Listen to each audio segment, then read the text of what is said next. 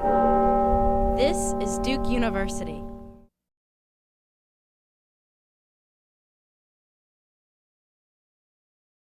Hello everyone, my name is Matt Coyden, and on behalf of the people next to me, which you'll meet in a second, I want to welcome you to our DukeGEN Angel Pitch Event. As you can see on the slide behind me, this is the team that helps run the DukeGEN events here in the Bay Area. And I want to start off by thanking all of them for working hard on this particular event and all the events we do throughout this year. This is definitely kind of the culmination of a great year of events, or another way to think about it is the beginning of the next year of events. So I want to thank Howie. Howie's at Duke, but he provides a ton of support for everything that we do, both on behalf of DukeGEN broadly and also here in the Bay Area. Basil Enon, who you'll get to hear from in a little bit, took the lead on coordinating this Angel Pitch event, and he did a great job. And he has a good story as well, because he actually participated in 2 of the earlier Angel Pitch events, and his prize was he gets to coordinate them now. So, congratulations, guys. And then I just want to acknowledge as well the rest of our planning team here in the Bay Area. David Heaney. David, are you back there? There he is. Sean Pier. Yeah, Pier. Sean? Yeah. John Solomon. There he is. And Tracy Henson. And special thanks to Tracy. We are here tonight. Tracy works at Google Ventures and helped coordinate this space for us tonight. So huge thank you to Tracy as well.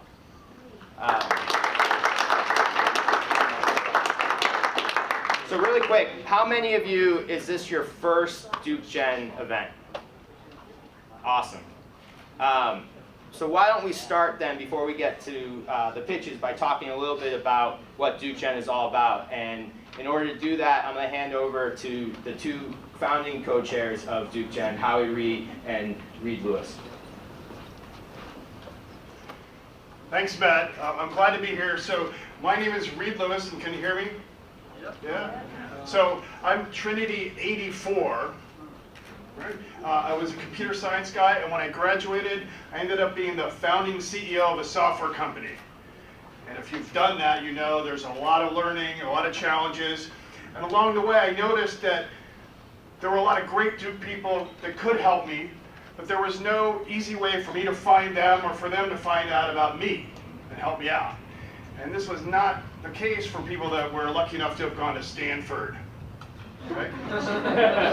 So as an entrepreneur, I thought there's got to be a solution to this. And in April of 2008, I went down to Durham and I met with John Fjeld at Fuqua School for Business and Howie, who works with John.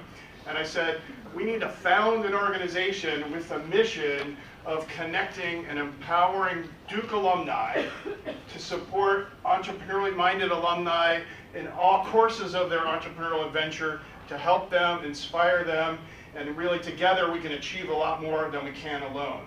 So that spring, along with Michael Can, who's here, a Fuqua graduate, Michael, we co-founded the Duke Global Entrepreneurship Network, or DukeGEN. Yep, and can you all hear me okay? Yeah. Yes, okay.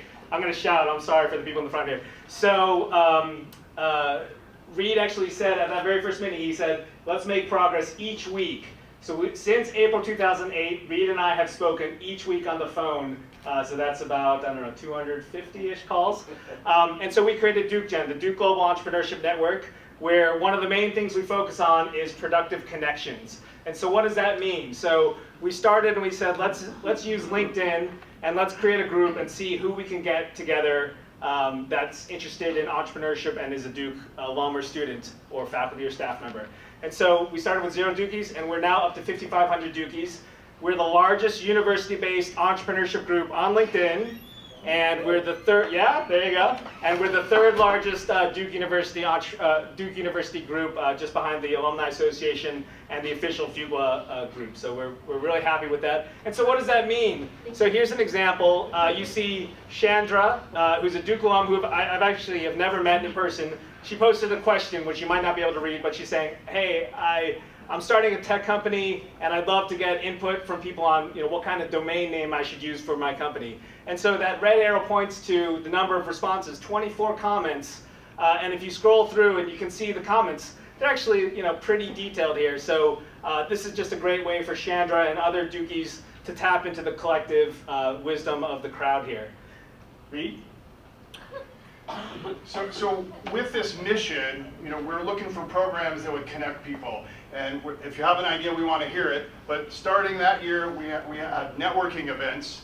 And our title is, in our name we say global, and we really mean that. So we try to get Dukies together wherever they are. Each year, 3 times a year, we have a networking event where the people from the geography get together and meet each other.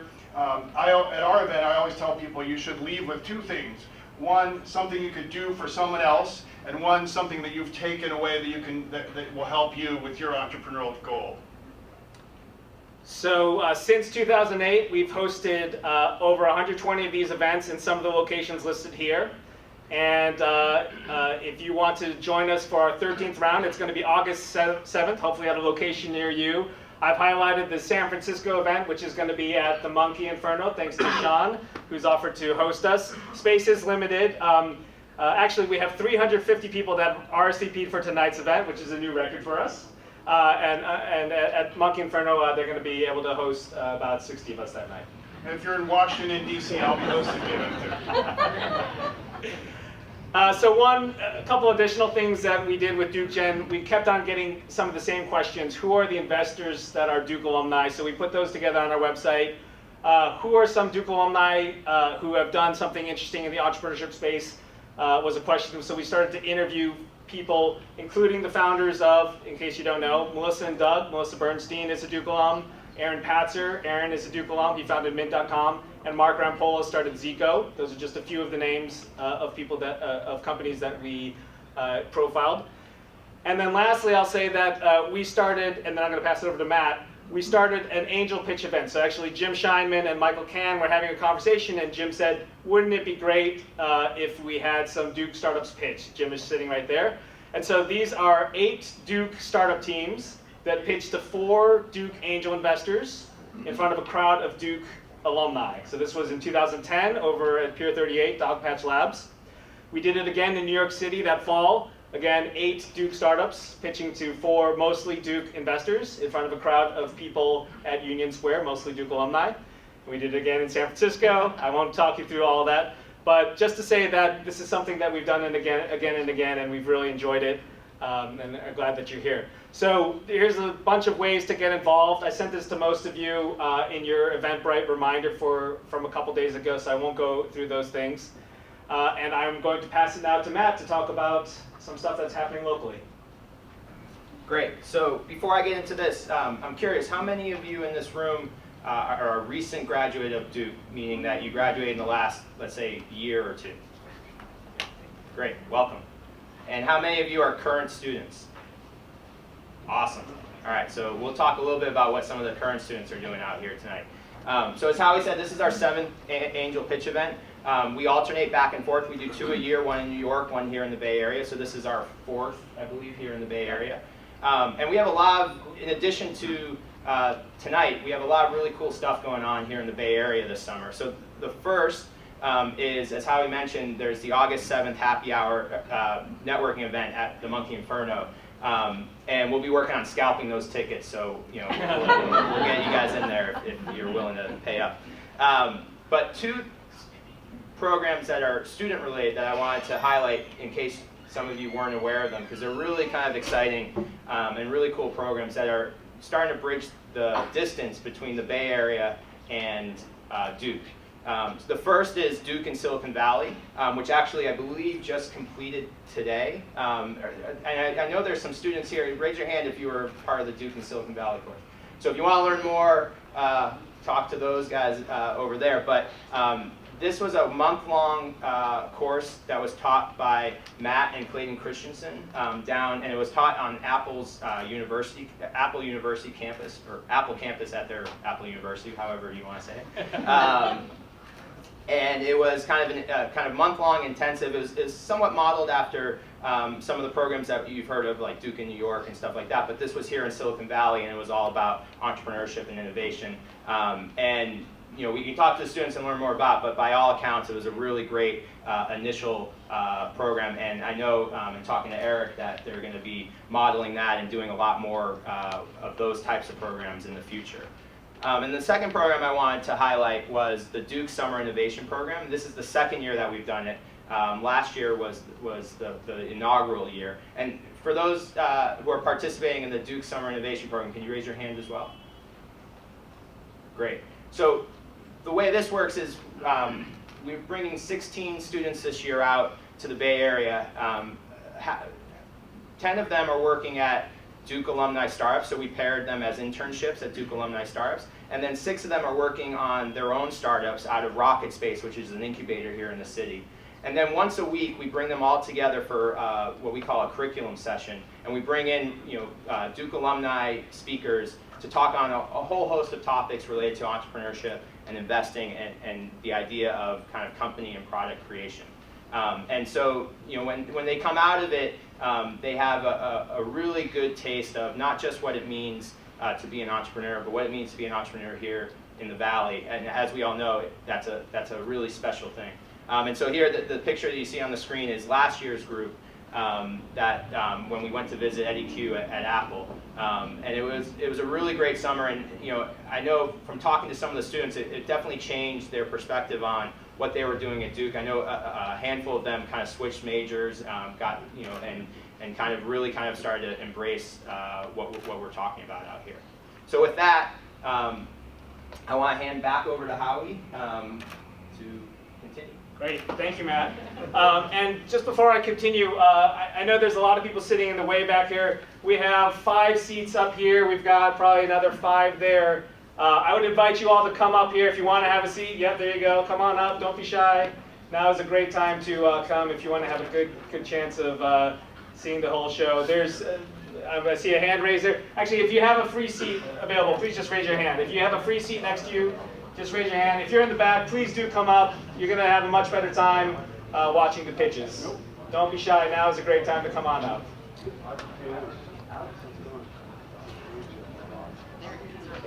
Right here. Up here in the front, too. These are available as well. Come on up. Don't be shy. Thank you. All right, great. So with that, I am now going to introduce our sponsor for the night. I have the pleasure of introducing Chris Klein of Credit Suisse. So Chris is a wonderful supporter. I want to brag on her. She is a Blue Devil through and through. She graduated from Trinity in 1982, and she is currently a senior advisor for Credit Suisse. In addition to that, she is a board member for the Duke Alumni Association, and she's a co-founder of the Duke Women's Forum here in Northern California. Chris is going to say a little bit about her sponsorship here and also introduce our next speaker, Eric Toon. So Chris, let's give her a warm welcome.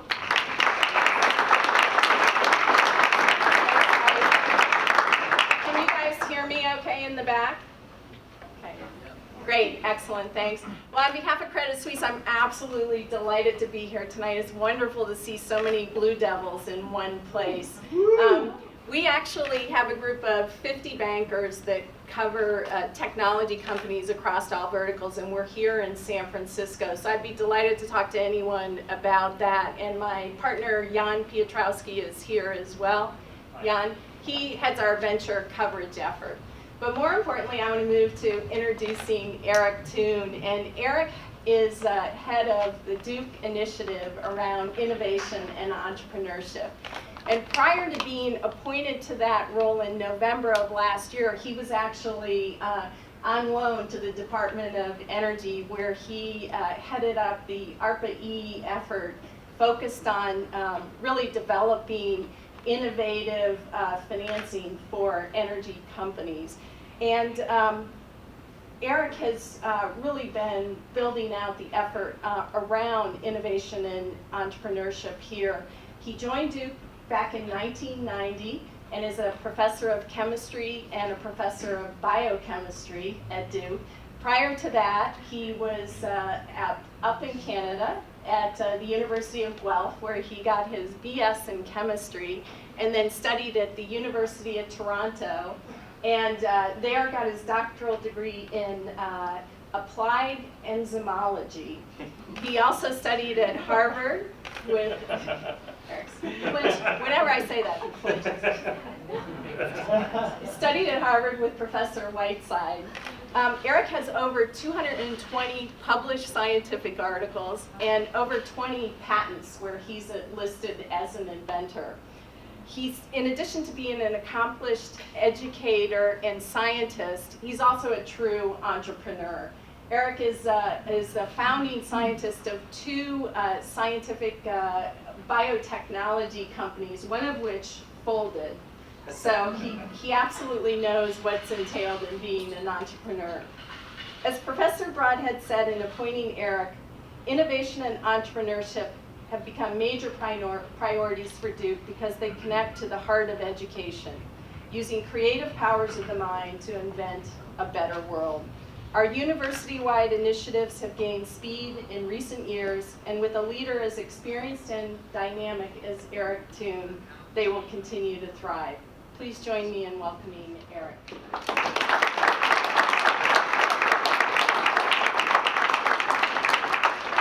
Thanks, Chris, and it's wonderful to see so many Dukies here tonight. The Innovation and Entrepreneurship Initiative at Duke is a new effort that kicked off really in 2010. There was tremendous support for the initiative on the Board of Trustees and among the alumni. And in 2010, Kimberly Jenkins, who I know many of you know, was passionate enough about this that she actually stepped away from the board and got this initiative off the ground. So in 2010, I was away from Duke at the Department of Energy, and about a year ago, it was clear that I was finishing up at DOE and was thinking about what I should do next. And so I talked to President Broadhead and to our provost about what I might do if I was to come back to Duke. And we talked about a lot of things, but one that we kept coming back to was the Innovation and Entrepreneurship Initiative. And I have to say, one of the things that I had the most trouble with in those early conversations was understanding why a university would have an Innovation and Entrepreneurship Initiative. You know that universities all across America today have efforts in entrepreneurship. But I was having a hard time understanding why that was something that was at the core of the mission of the university. But the more that I thought about it, the clearer it became to me, right? And really where I got to, and I got all the way down to the bottom, was that the 20th century model of the university is simply not relevant for the 21st century. The ground has shifted under our feet. It's a different world. If I look at the educational mission of the university, there's $1 trillion of student debt in this country, $1 trillion, an absolutely staggering number. And at the same time, we've all seen the emergence of the massive online open course movement. And I'm not exactly sure where that movement is going, but I'm absolutely positive that it's going somewhere. And so if you take those two pieces of information together, it seems to me the inescapable conclusion is that a model of a university that's based on charging kids $60,000 a year to go to school is simply not viable going forward. It's just not. If we think about the research mission of the university, we all know about the pressures on public budgets today. And a real need to make very clear your value proposition is becoming a bigger and bigger deal. And as I point out all the time, you know, if you can't make absolutely clear to plumbers in Iowa why it is in their very narrowly defined self-interest to take a smaller paycheck home every week than they otherwise would have because they gave some of it to you, they'll just end you. It's that simple. It's absolutely simple. And so when I put all this together, it became clearer and clearer to me that to be relevant for the 21st century, the American university has to reinvent itself. Has to go from a place that's seen as the core of its mission, the creation of knowledge, and expand that very core, the very center of what we are, to include the translation of that knowledge, of turning ideas into actions and things that make a real difference to real people's lives. And so for me, when I get all the way down to the bottom, that's what the Innovation and Entrepreneurship Initiative at Duke is about. It's about taking those ideas that the students and the faculty and the alumni create and turning them into real things and real actions that make a tangible difference to people's lives. It's about turning the university to face society and make the point that we're here to solve your biggest, your most important, your most intractable problems, and to do it in a way that's going to make a tangible difference to your life. So from that basis, we're building out an initiative that focuses on 4 major themes. The first of those is education.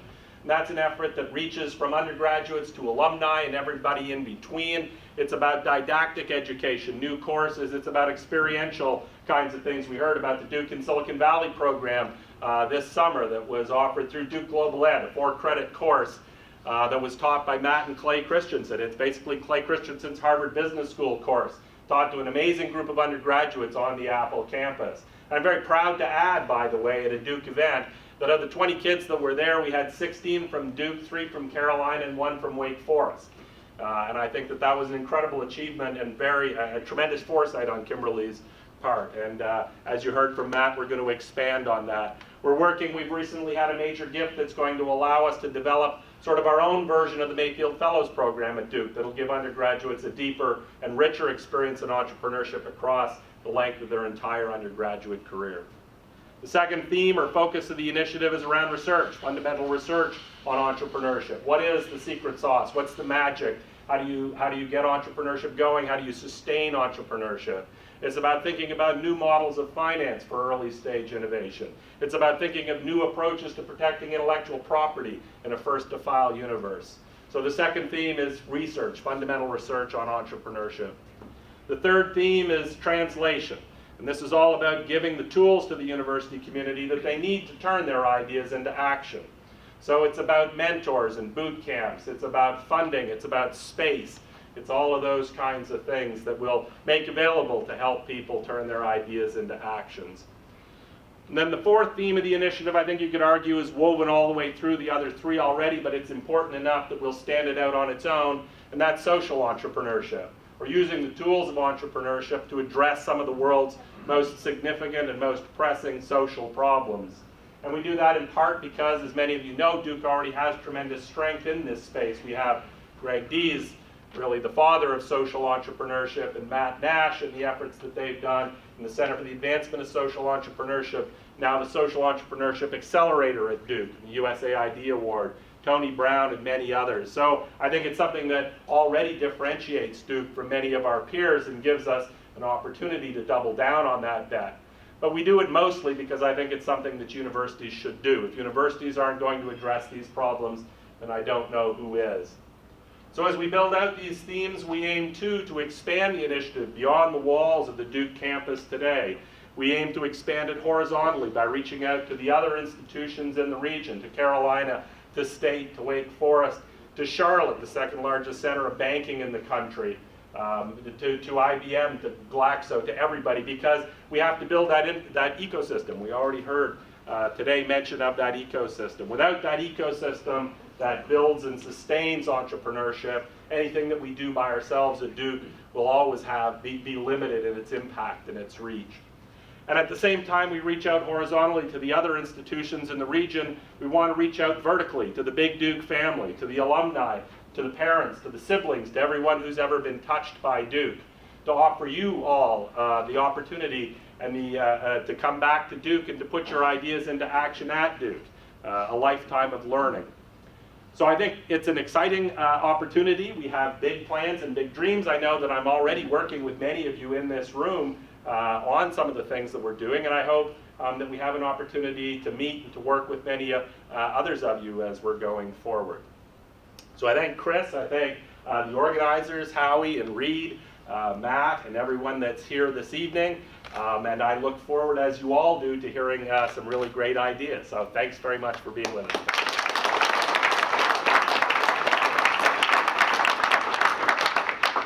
Thank you so much, Eric. So we've got a pretty exciting program for everybody, and we want to make sure that we're moving through this quickly, so I'll just talk for a couple of minutes. As Howie mentioned, I was a presenter 3 years ago at this event, which was at Dogpatch Labs, just a couple blocks away. I enjoyed that experience so much that I did it again about 6 months later at the first event, also at Dogpatch Labs in New York. And both experiences were just phenomenal, and I presented CoverHound a few days into the founding at that event, and I am very grateful to Duke and this event, and I guess my education there too, for all sorts of things. And we've had lots of great, and this is really just a couple examples that we could fit on a slide. Huckster, who presented last year in San Francisco, just raised their Series A. They're based in New York and are doing a lot of exciting things. Dynamo, Gettable, a lot of great stuff that's going on. And we'd like to thank, in part, thanks to this event. So we've got a really distinguished group of panelists here who are tucked away into the corner over there under the Bay Bridge. And so that I don't, so I do them justice, I'll let them introduce themselves really quickly. Let's start with Josh. Hey, I'm Josh Felser. I want to try something. Seth Rogen did this at Twitter headquarters, and so I'm going to try it. Everybody look like you're fast asleep. All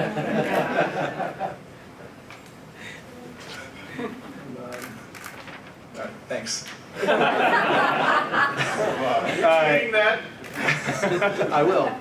Not right now because I'm focused on this. I also saw Ash. You're not supposed to take any notes. You're well more prepared than we are. So I'm Josh Felser, and I started 2 companies. One was called Spinner, the other called Grouper. Became Crackle. They both had happy endings, and about after I experienced kind of the joy of and the stress of starting these companies, I decided to switch sides, and I have an early stage VC called Freestyle, and we invest about $500 to $800K per company, and we're excited to hear what you guys have to say today. Hi, I'm Jim Scheinman. I'm also a serial entrepreneur, and was lucky enough to be involved with Bebo very early, and then after that I started my own angel investment business, and I just launched a consumer mobile hypergrowth incubator in Palo Alto. It's mavenventures.com if you want to learn more. And I work exclusively with consumer companies, and I invest in the seed and the Series A. Sorry, all of a sudden I lost my voice. Hi, I'm Jay Jamison. First I want to thank you guys again for inviting me and for hosting this great event. It's much larger than last year, and I can only imagine next year we might be filling AT&T Park if it keeps going at the same growth rate. I am a partner at Blue Run Ventures. Blue Run Ventures is an early stage venture capital firm in Menlo Park. We also invest out of Beijing, China, and Seoul, Korea.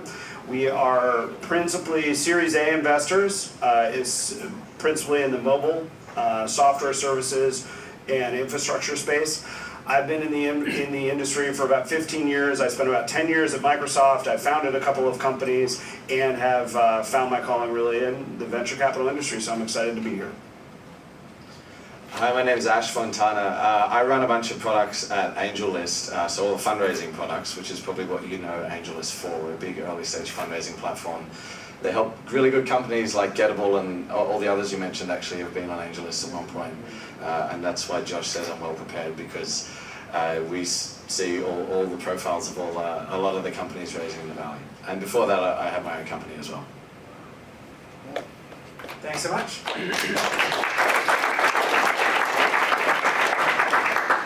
So just really quickly, here's the program for the night. We've got 7 very impressive teams at various stages of their evolution who will present. They'll each have 6 minutes to present, and then 4 minutes of questions from the panelists. There will be an audience choice winner, so at the end there'll be some instructions how we'll walk you through how to text your votes, and the panelists will disappear for a few minutes and pick their choice. And that company will win, which is pretty exciting, a review by Naval at AngelList, as well as some promotion through the DukeGEN newsletter, which has a pretty broad reach. So I know they're excited about that, but pretty much they're mostly excited to present to these guys and to all of you and to get your feedback. So without further ado, let's begin. And we're going to start with AnyCloud. Brian's going to come up.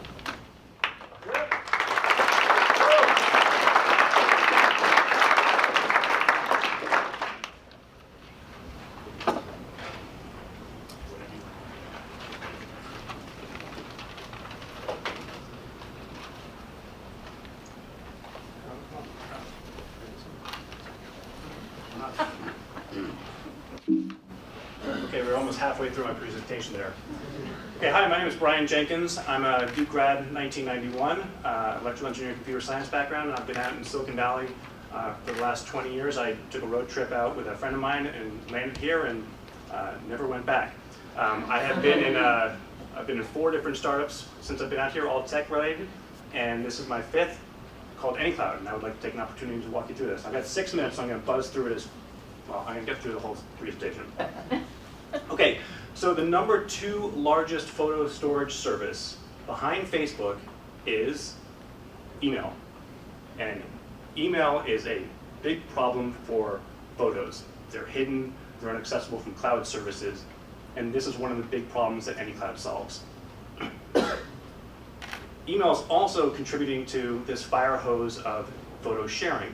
So email, Facebook, Instagram, Dropbox, a whole ton of photo sharing sites like Shutterfly and Snapfish and the like contribute to tons of photos that is inundating users and don't know what to do with it. There's lots of gems out there, but what do you do with all that content? AnyCloud solves this as well. And then when you take your own personal content that's stored on your phone and your computer, and all the content you've stored on the cloud as well, that's just aggregating this problem. It's scattered all over the place. And this is what we're doing at AnyCloud. We're providing one service to connect them all.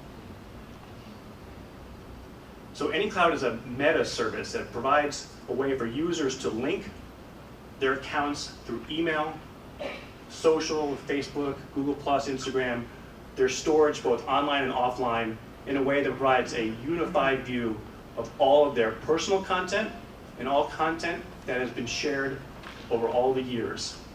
And it gives them not only this way of viewing it, but we also provide apps, specific apps that solve real problems. And this is done through our API.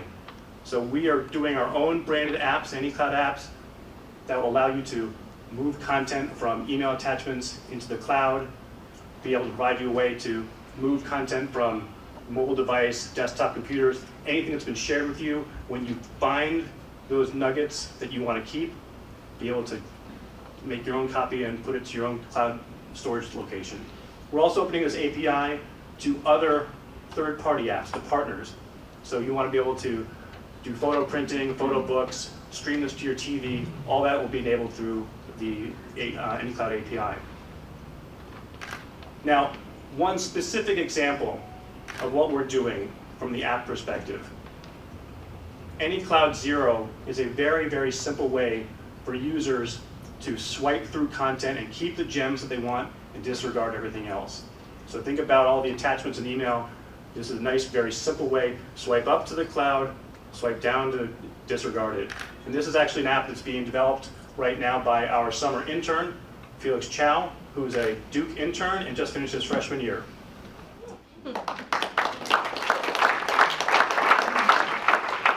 And this is just an example. So we already have a prototype done in a couple of weeks about how powerful this AnyCloud API is. Behind AnyCloud, the technology is what we call the credential broker. So we have 5 provisional patents on how users authenticate to all these different services and then are able to move content around, to have that flexibility. So wherever the content is, if you want to store it, if you want to take advantage of Flickr's new 1 terabyte of free storage that just happened a month ago, you can now move content, you can take stuff that's been shared with you and move it around. We're also, this credential broker allows us to share with others so they can access content as if they were the owner. On Monday, we opened up our service to beta. We have about 750 early adopters. We've done integrations with Gmail and Facebook, Google+, Instagram, a whole variety of photo storage services. And we've been proving out and validating the assumptions that we have about users connecting up to multiple different services. And I have to be honest with you, the feedback so far has been awesome. It's been really, really nice to see customers using the service and giving us real kudos. We've actually termed this the AnyCloud moment, where users lean forward and they go, oh my gosh, wow, here's all my stuff and all the stuff that's been shared with me, and I get to control it, and I have this sense of clarity. We actually have taken videos of users using the AnyCloud service, and the reaction has been very positive. The team, there are 7 of us. We are all working for equity right now. We've raised a tiny bit of money. We've got a good team of advisors. Our customer acquisition plans are mostly focused on the viral loop and using customer referrals and sharing to get the message out. We're raising $500,000, of which 150 is already committed, to do 3 things. One is to deepen our integration with email, to really make this a universal service, to broaden the content, so it's not just photos, but it's videos and documents and music, wherever that's stored, being able to move it where you want, and to get to 100,000 users by the end of 2013. We've got this massive market for consumers. We're solving real pain points with proven technology, and we've got an experienced team that's done this before. Thank you very much.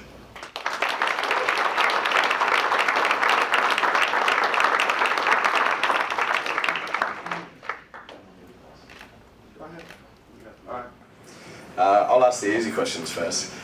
How is this the start of a workflow? So I can imagine the single biggest pain point is I don't even know where all my photos are. Is search, right, basically. Yeah. And then what do you do after you find your photo with AnyCloud? Like, where do I go from there? Is it strictly single user from there? Do I engage other people from there? Do I find it then leave the app? No, so there's a couple different answers. So first of all, one of the things I haven't even mentioned is that all of the content in the AnyCloud, you're able to share or print or anything that you do normally with content, we're making that available universally. So again, if it's email attachments, you can still access that and share it. In terms of why you come back, so it's this whole stream of content. So as emails come in, we're providing this idea of a queue.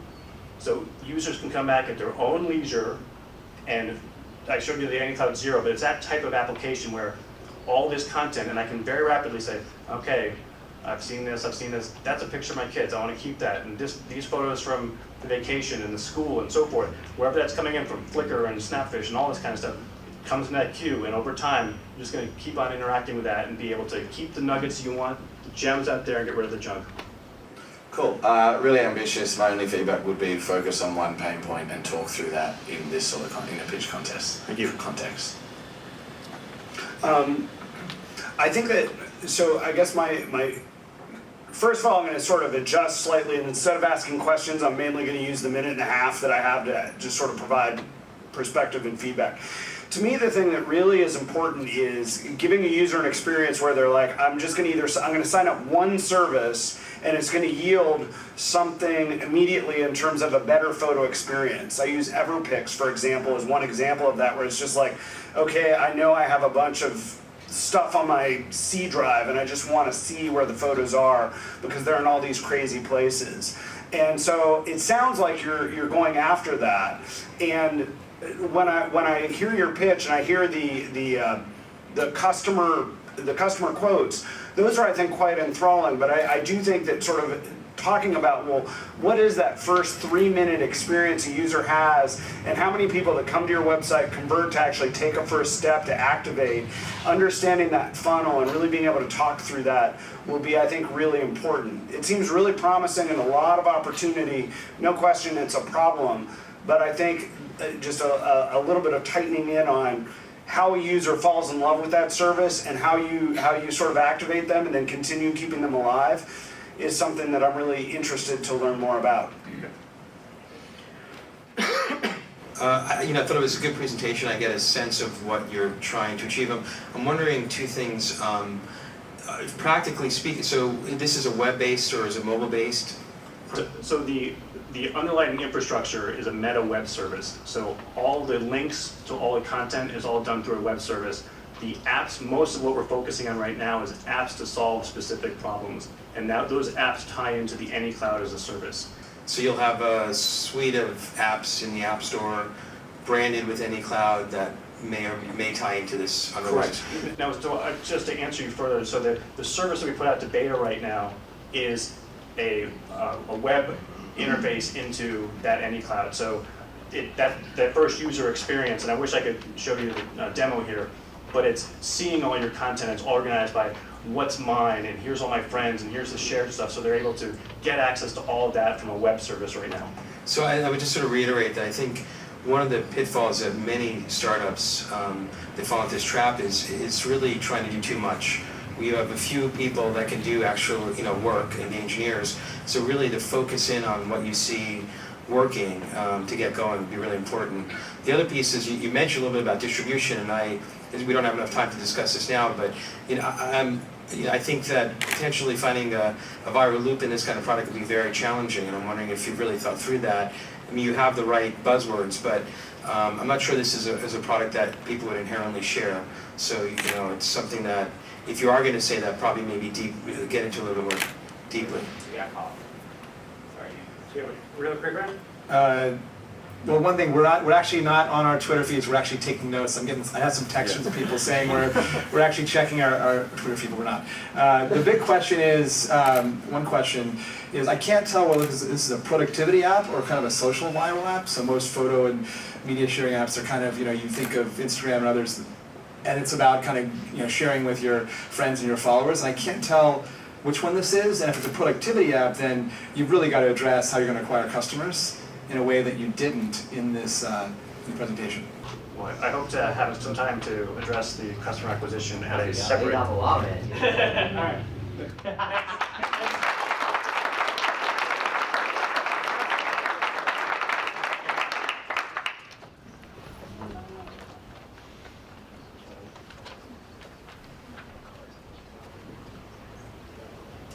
Hey everyone, my name is Elliot Hauser. I graduated from Duke in 2005 from Trinity, and today I want to talk to you about the future of education and the coursework-sized hole right in the middle of that future. So this is our vision of what the future of educational content looks like, and we don't think that this is very controversial. Open pushes out closed. That's the same thing that we've seen in other industries. It's already happening. The big question is, what does this mean for the businesses that are going to be successful in this future?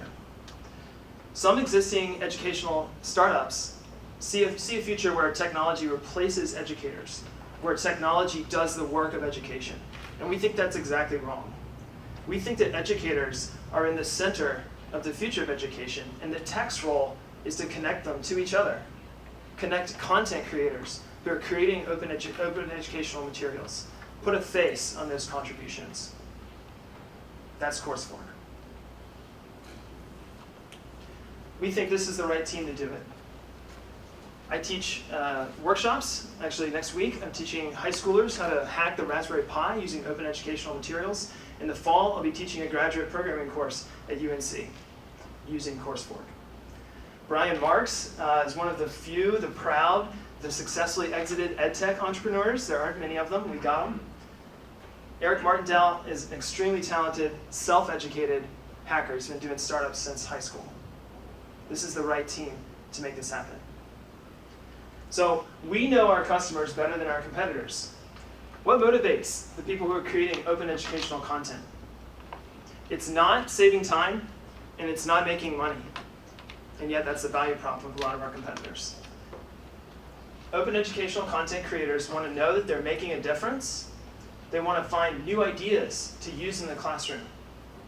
And they want to know that they're doing the best they can. When you put your course materials up online, whether it's a workshop or it's a university course, you're creating an enormous amount of value for people. But there's a broken feedback loop. You don't get to know who's using that content and what's working. That's what coursework does. We let content creators capitalize on that social value they're already creating, but they're not experiencing. That makes us the best way to make your next course. Where are we? We just released an alpha a couple days ago. We're letting batches of users on the site and refining as we go. This is very, very recent feedback, but so far it's 100% positive. This is a mixture of educators in higher education and corporate training. We want a broad mix of alpha users, and we're going to follow traction. We know we need a beachhead market, and our users are going to tell us what that's going to be. So what else is out there? By and large, the edtech landscape doesn't get educators. They focus on students. Everyone's been a student. It's easy to understand students. They're not focusing on educators. They focus on owning content. And we think that that's a broken strategy. If you ignore the content creators, you miss the value of this open future that we're talking about. Educators are resorting to general purpose tools right now. but those general purpose tools don't address the needs that we've heard from our users.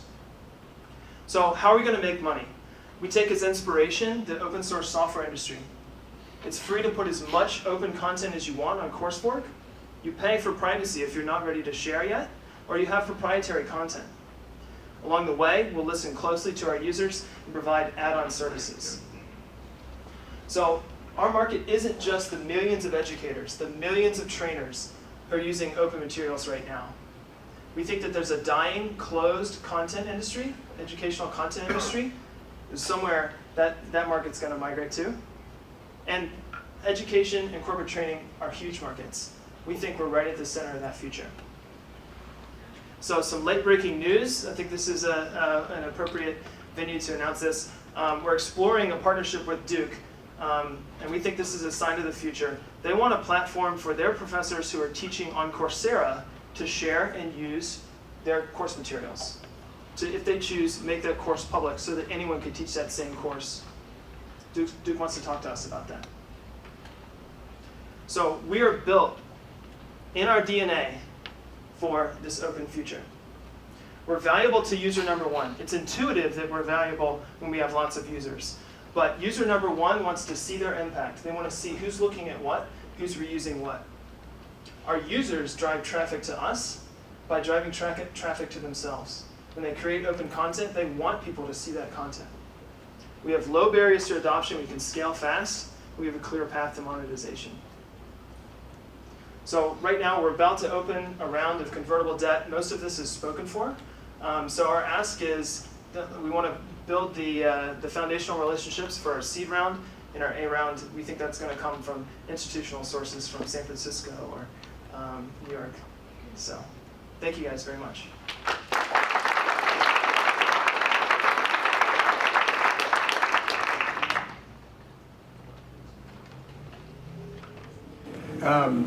Wow, great presentation. I think you're going to hear, a lot of you may hear this from us. You heard it from, I guess, from Ash before, and others.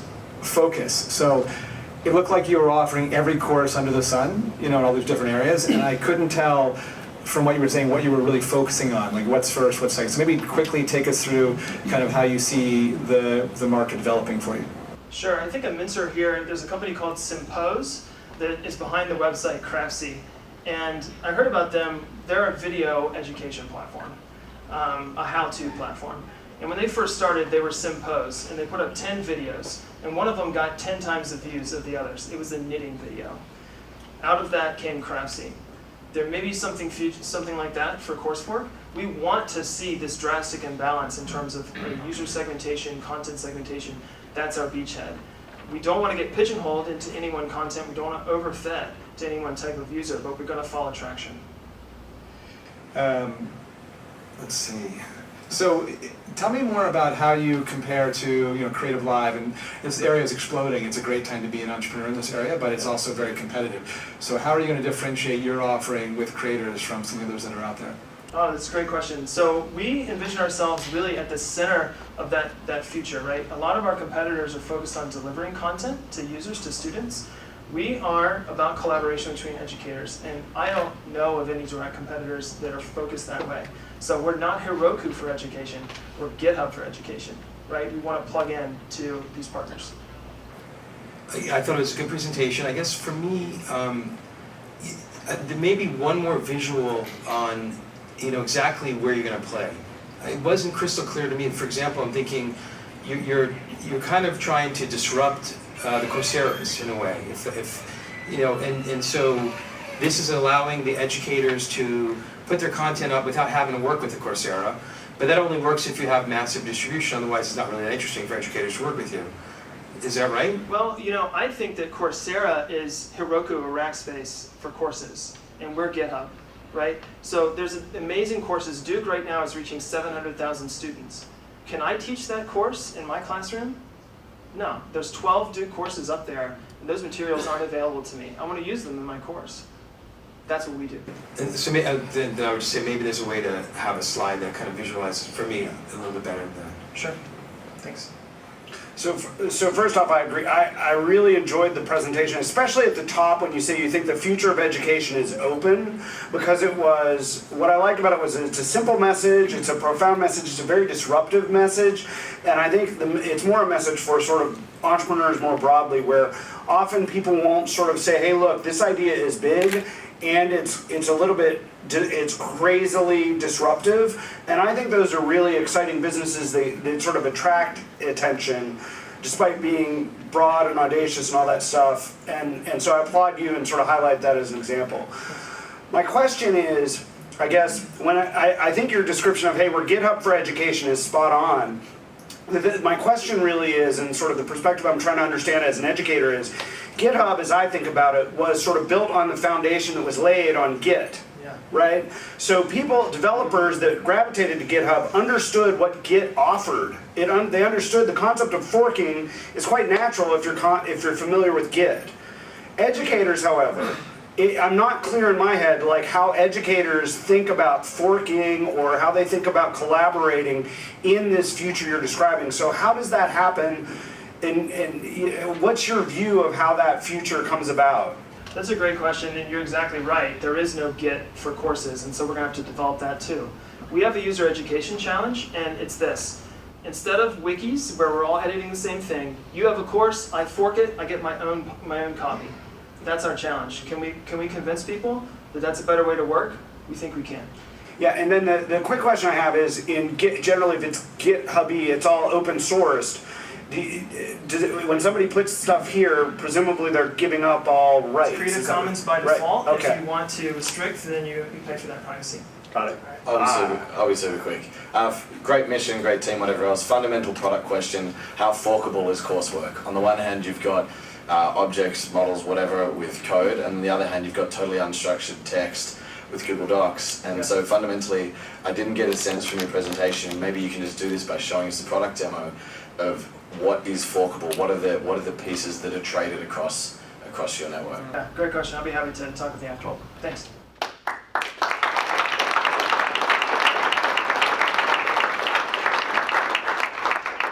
Dynamo Micropower.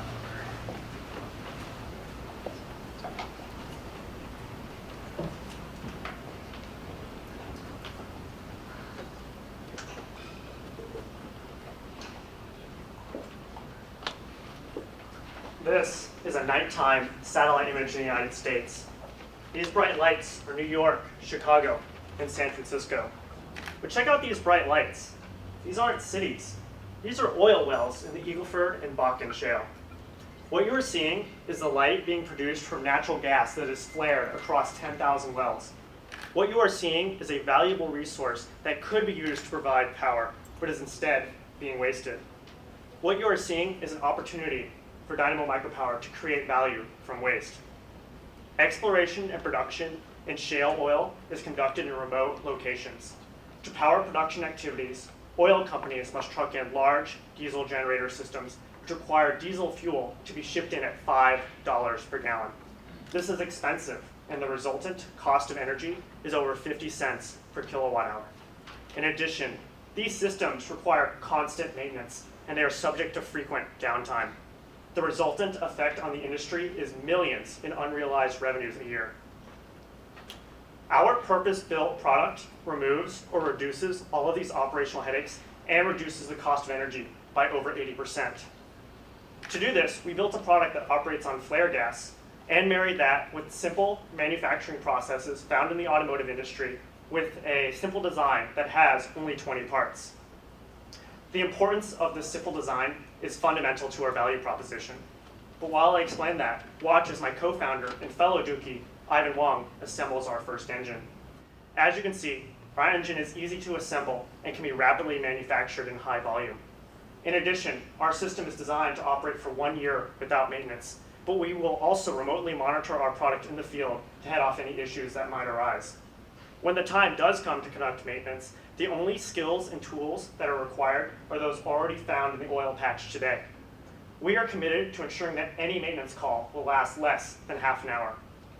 The amount of uptime that we can offer will be unparalleled in the industry. And there you have it. Ivan should be done with the assembly. Simple and in less than 20 minutes.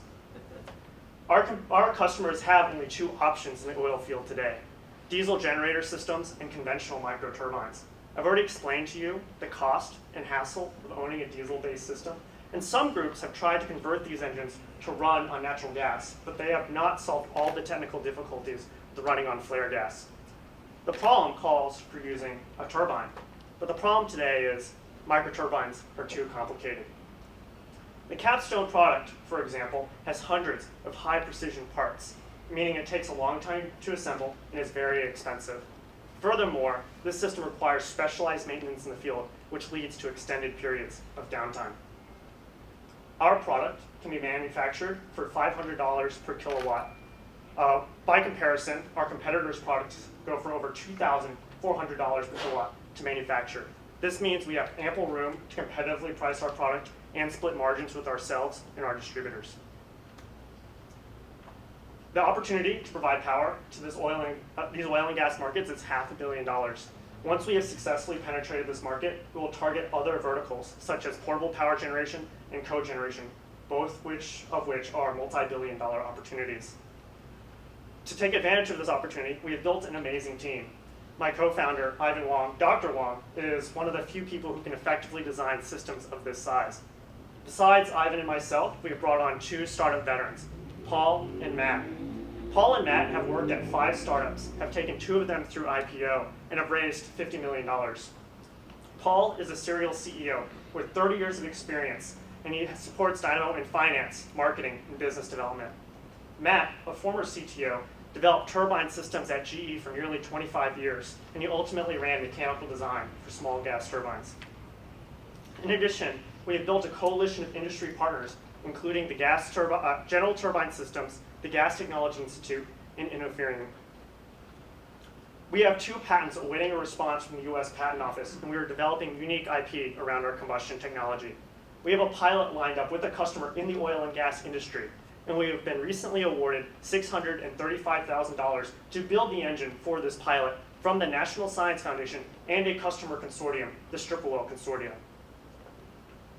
Over the next 24 months, we will deploy our full product across 7 pilots. We will build up our distribution and service network. We will begin to scale sales and manufacturing, and we'll bring in a leadership team to take this company to the next level. And we're going to work with strategic partners over that time. Today, we are asking for $500,000 to get that first engine ready for a pilot. If we raise the full $500,000, we get $250,000 in non-dilutive funds from the NSF. We are Dynamo Micropower, and we have reimagined the gas turbine. We are introducing our technology into the upstream and midstream oil and gas market, and from there, we'll be in an excellent position to target multiple other markets. We are Dynamo Micropower, and we are changing the future of small power. Thank you.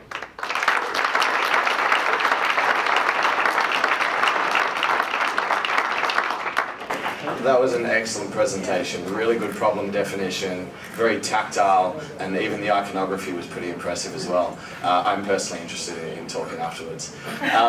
So I thought it was an excellent presentation. My question is an opportunity to let you pitch more, because I think you're good at it, and help people understand distribution in upstream oil and gas. Help people understand the sort of individuals you need to engage first up, how you're going to do that with not a whole lot of money to take oil and gas guys out to steak dinners. So the oil and gas industry is, they like to hire a lot of services. And what we do is we go to a company like a Stewart & Stevenson or an MG Bryan, and they're big companies that lease out hardware or they sell hardware directly. And you go to them and you say, look, I will give you 30% of the sale, it's called a spiff, to basically handle the service and distribution of this product and to put your name behind it. And that's actually a really good commission in the industry. For a commoditized product, they usually get 15 to 18%, and that's a typical way to introduce new products. And these companies generally sell hundreds or thousands of generators a year. Are you already talking to any? Yes, I am, and I will talk about that offline. Sure. Yeah, I would say it's an excellent presentation just on its own, but also in this sector. Often what you hear people doing is diving into a level of detail and a level of nuance that just sort of washes over people. Ultimately what you're saying is, hey, I've got a simpler, lower cost product to go and disrupt a bunch of higher cost product, and then I've got a bunch of margin to play with. And I think that resonates very well, and it's a point well taken, and I think that sets you up extremely well. I think that, as far as next step or / question, it'd really be around understanding what is sort of the channel flow through in terms of revenues and costs and how those margins and what your services look like on these boxes over time is something I'm quite interested in. It's not a critique, in 6 minutes you only have so much to do, but great job, but I really am interested in sort of how the margin profile gets and what sort of it takes for you to get to profitability and so on, because taking a step back, it seems as though the amount of capital you're raising to be able to build this thing to scale and go and grab the channel you need to seems a little light for where you are, and maybe that capital raising plan is back end loaded, I don't know, but ultimately it just felt like light for the opportunity you have in front of you. All right, and just a comment, one of the things we focused on is being a capital light business. That being said, we will be heavier than some of the other companies you see here, but we outsourced application, for example. We're outsourcing sales essentially through this distribution network. Over time, you obviously grab more margin if you bring that in-house, but that's a scaling issue. Okay. So I'll echo that. I think it was a great presentation. I'm curious, how much do you think you would need to raise, and how long do you think you would need, as far as how many years before you see if this is successful or not? Mm-hmm. If you gave me $5 million today, I could generate positive I could become cash flow break even in October of 2015. Obviously with some margin. Your move, Jim. Your move. So what's your internet strategy? Actually, no, I got a good one for this. Yeah, Social, local, mobile? So one of the things I love about the oil and gas industry is it's kind of slow to adopt new technologies, but there are a lot of great entrepreneurs who are figuring out how to use data to really penetrate the market. And luckily, a lot of the information I need to figure out how to sell to my customers is published publicly. And actually, there's an internet strategy involved there. Cool. So my quick question is, so it's a very, I think you've heard a bunch of us say, we're concerned about the sales cycle, and it's an old boy network and what that means for you. So what can your competitors do to block you? How quickly will they respond, and what can they do to block you and make it much harder for you to sell these people they've been selling to? One of the biggest issues that our customers tell us today is that the technology doesn't do what they want it to do. And even if our competitors gave away their product for free, it would still be more expensive to install that product than to put our product in. So unless they're giving away and giving a stipend to their customers, it's really hard for them to block us. On top of that, I don't have a good answer, but I'll think of one. All right, thank you.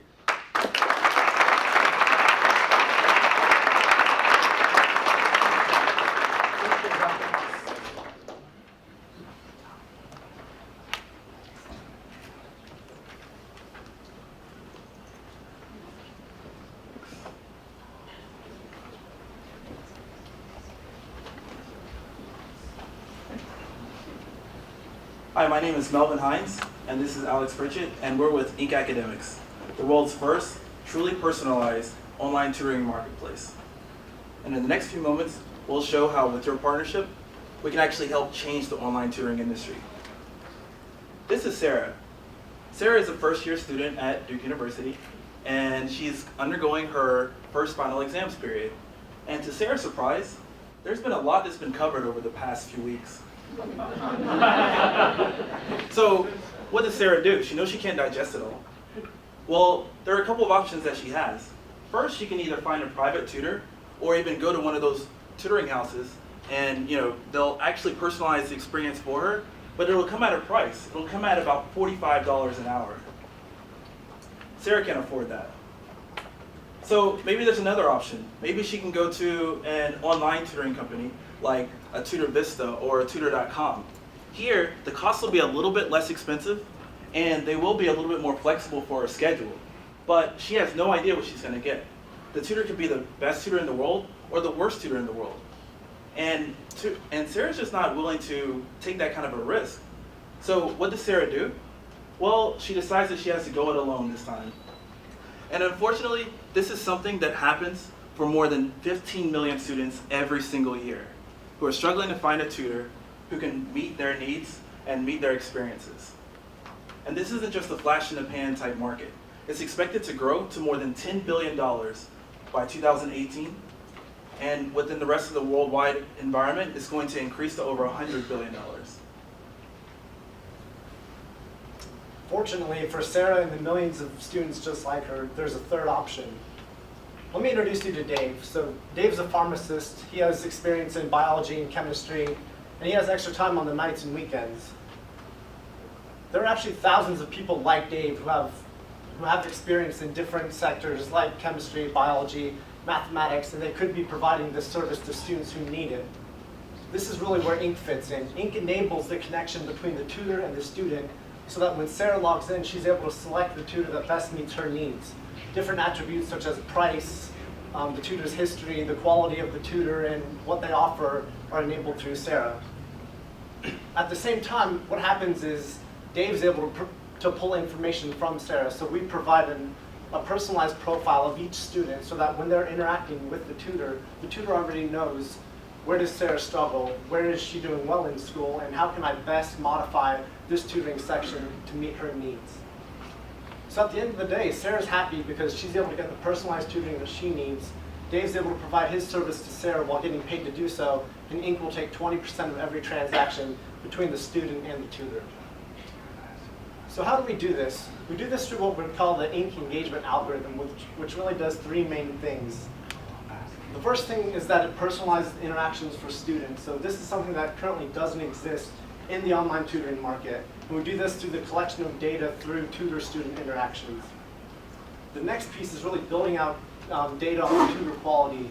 And what I mean by this is as a tutor provides their services to a student wants to know up front how good of a tutor is this. Many online tutoring companies today don't do this because of the way that they're structured. We're able to do this. The third piece is compiling trends on student performance so that we can provide metrics back to not only the students' parents, but also back to the school system so that they can know how well are their students doing before they have to take the end-of-course test that these schools are essentially graded upon. So we're really relying upon changing two main fundamentals in online tutoring, one being flexibility and the other being personalization. So where we stand today is we're busy building out the validation of our platform. So we're actually in contract with one of the largest school systems in North Carolina, and we're also working with a major university to land a contract in the near future. And this is actually key to where we see this being able to roll out. Yes, we want to be able to work with the direct-to-consumer market so that students and tutors can log onto our site, register, and be able to use our system. But we also recognize that by working with institutions, we gain instant credibility, lower our customer acquisition costs, and increase our future lifetime value. And the last thing that we want to do here is work within tutors who already have a strong offline base but want to be able to increase their presence online as well. So they can use our marketplace and be able to make even more money even quicker. So what does the landscape look like?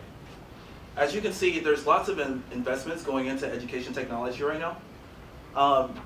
But one of the things that we're seeing right now is that there still isn't someone who's playing in that space that personalizes the learning as well as increases that flexibility. That's where we believe that Ink can play. And we have a strong team that can do it as well. We have over 10 years experience working within startups, over 10 years experience collectively working within the education industry, and we also have experience working within legal, product development, and operations. So what are we seeking? We're seeking $600,000 to help us do a few key things. Refine our Ink marketplace and expand on our engagement algorithm so that it become even more personalized, to be able to expand our team through key hires such as marketing, sales, and development in areas where we're already seeing talks happen, like Atlanta and New York and the rest of North Carolina. And finally, to be able to reach our next milestone, which is 10,000 monthly users and $50,000 in monthly revenue. Thank you.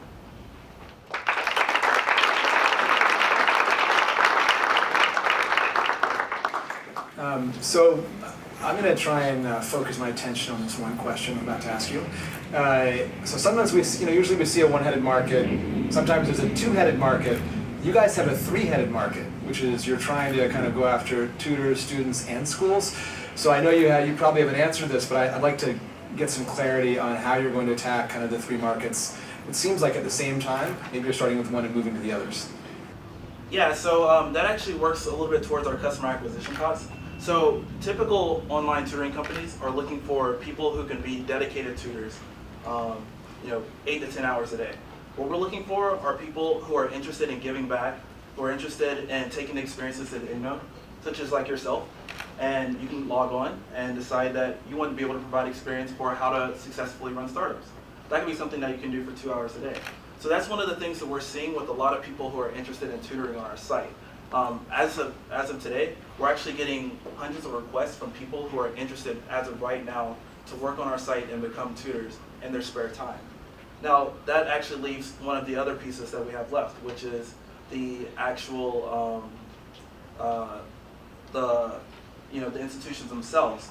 Now, what we see with the institutions, like for example, one of the universities that we're working with right now, is that if we can get the institutions online and build the credibility through that, they're actually willing to pay for the entire thing. So that's why we're saying that it lowers our customer acquisition costs. What we're in talks with right now is a major institution in North Carolina that will actually be able to fund us $800,000 for one semester to fund for all their students to be able to use the system. So I think that's, if I was kind of step back from this and look, I would say that in your pitch you kind of talk about reaching all these different, all these different customers, but what you're saying now is, it makes more sense, is you're going to go after schools. It's a harder sales cycle, takes a long time, but if you go after schools, they'll market to their students, which will make it a lot easier for you to, at least those are two markets that you can check off, and you still have to attract tutors. Is that kind of what you're saying? Yeah, so it's actually more of a two-headed attack than really a three-headed attack, in the sense that once we do pull into schools, that gives us the capability to leverage that into all these different students. For example, we're working with the Durham Public School Systems, and I think they're in charge of something like 17 different high schools, and that's like 20,000 kids. So if we're able to go in through kind of a top-down approach, it really opens up the market for us. Thanks. I'm excited about this market. I think you're definitely, I liked how you presented the numbers and the market opportunity. Marketplaces are very, very difficult to build. And I mean, so, the good news is if you're successful, you'll have a competitive advantage. It's going to be hard for someone else to do it. Bad news is it's actually a lot harder to build two markets, in this case, the tutors and the people who need tutoring. And I think Josh has really identified a key issue for you to, I see this a lot in most of the startups I talk to on the consumer side. You have to choose what you want to be.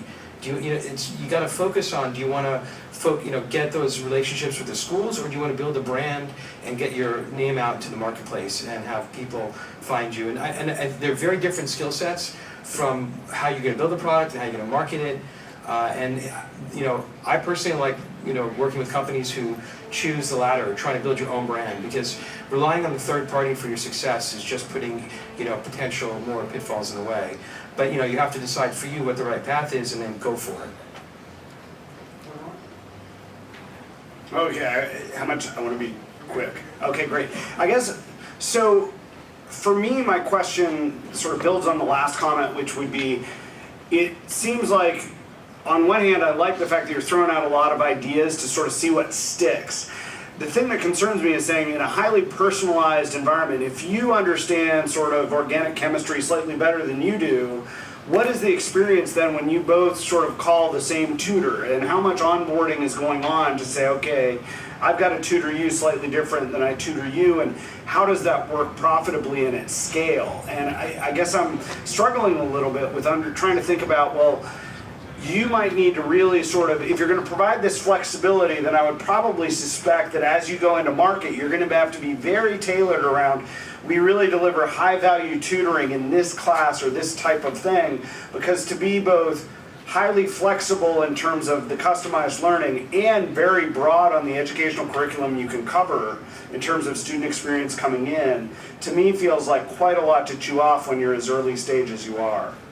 So the way that we address that is that we don't try to determine the tutor quality up front.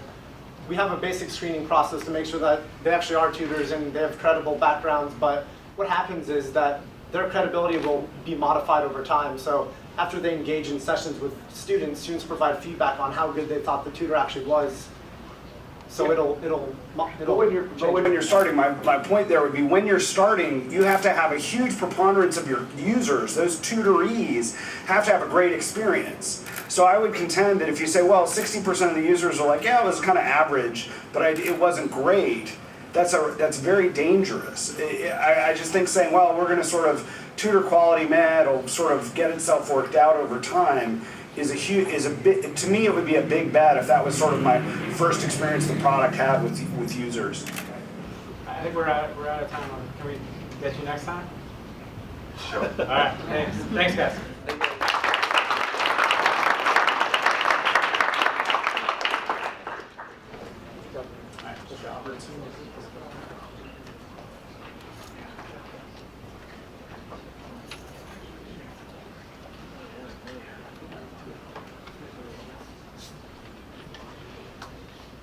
Hi guys, we are Jobility, and we are reinventing career fairs. So before we get started, I want to quickly introduce ourselves. My name is Amy, this is Amay.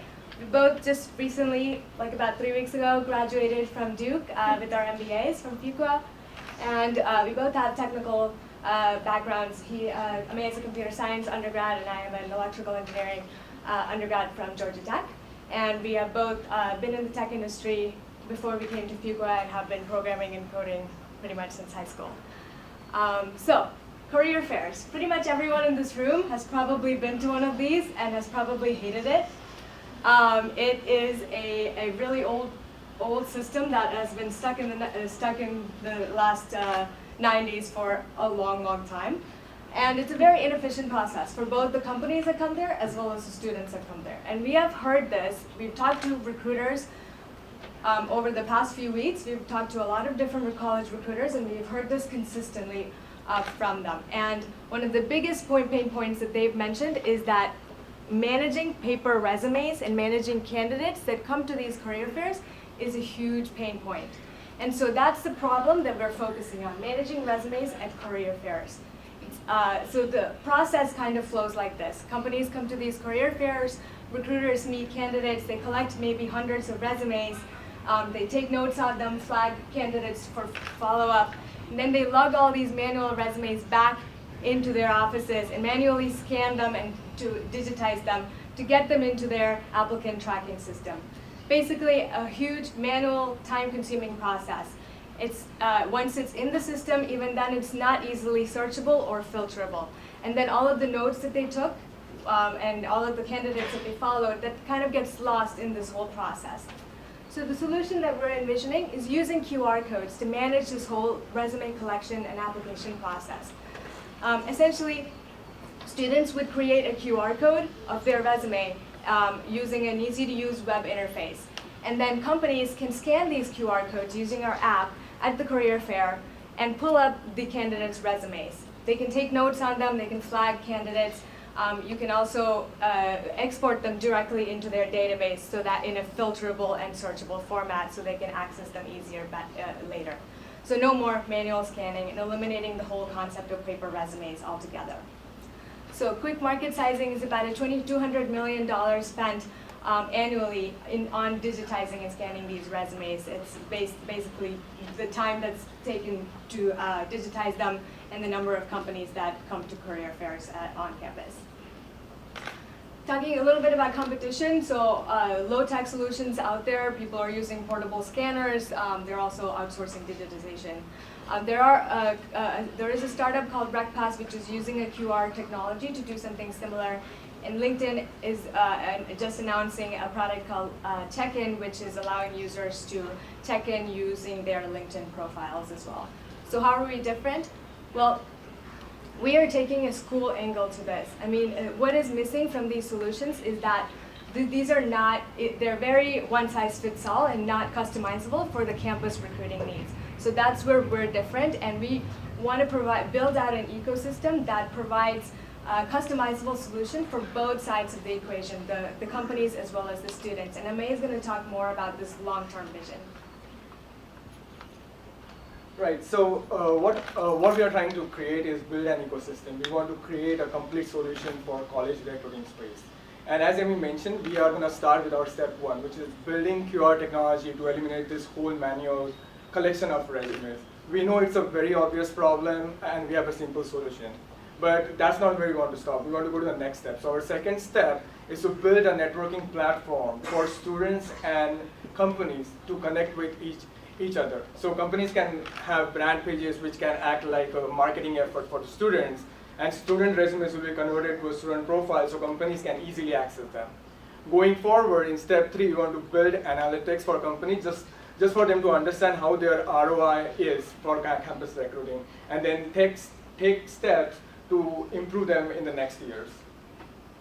So those 3 steps translate to these 3 revenue streams. The first one is the career fair QR code, which is mostly a freemium product. The second is company brand pages, and the next is access to students and the analytics package. And we expect to reach the 1 million top line revenue in 15 months.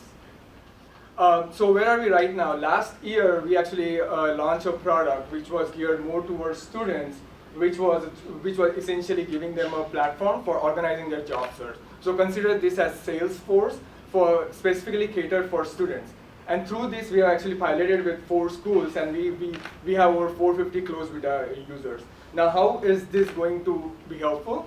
We are going to use these school partnerships to go and partner with companies that come to the career fairs at these 4 schools. And then from those companies, once they have tried our product, we will go to the schools that we haven't partnered with yet. So we want this to be a cycle that will be self-feeding itself. What's our timeline in the future? Over the summer, we're actually going to develop the QR code. Both of us are developers, so we are pretty confident that we will come up with the technology. This fall and spring next year, we are going to have 2 pilots, and then the next year fall, we will do an official launch after that. So what are we looking for here? We are looking for $250,000 to just fund our first year of operations. But most importantly, we are here to just get feedback and advice from all the smart people in this room, and then build the network in the Bay Area. We just moved here, so I think that will be really critical to take this company forward. Thank you.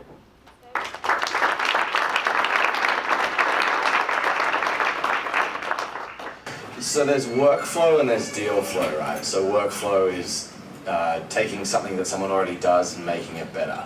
I really don't like workflow businesses because you're dealing with people's habits, and habits are incumbent, and recruiters could use spreadsheets, they could use, I don't know, a really efficient paper filing system or whatever. It's really hard to get people to change their habits.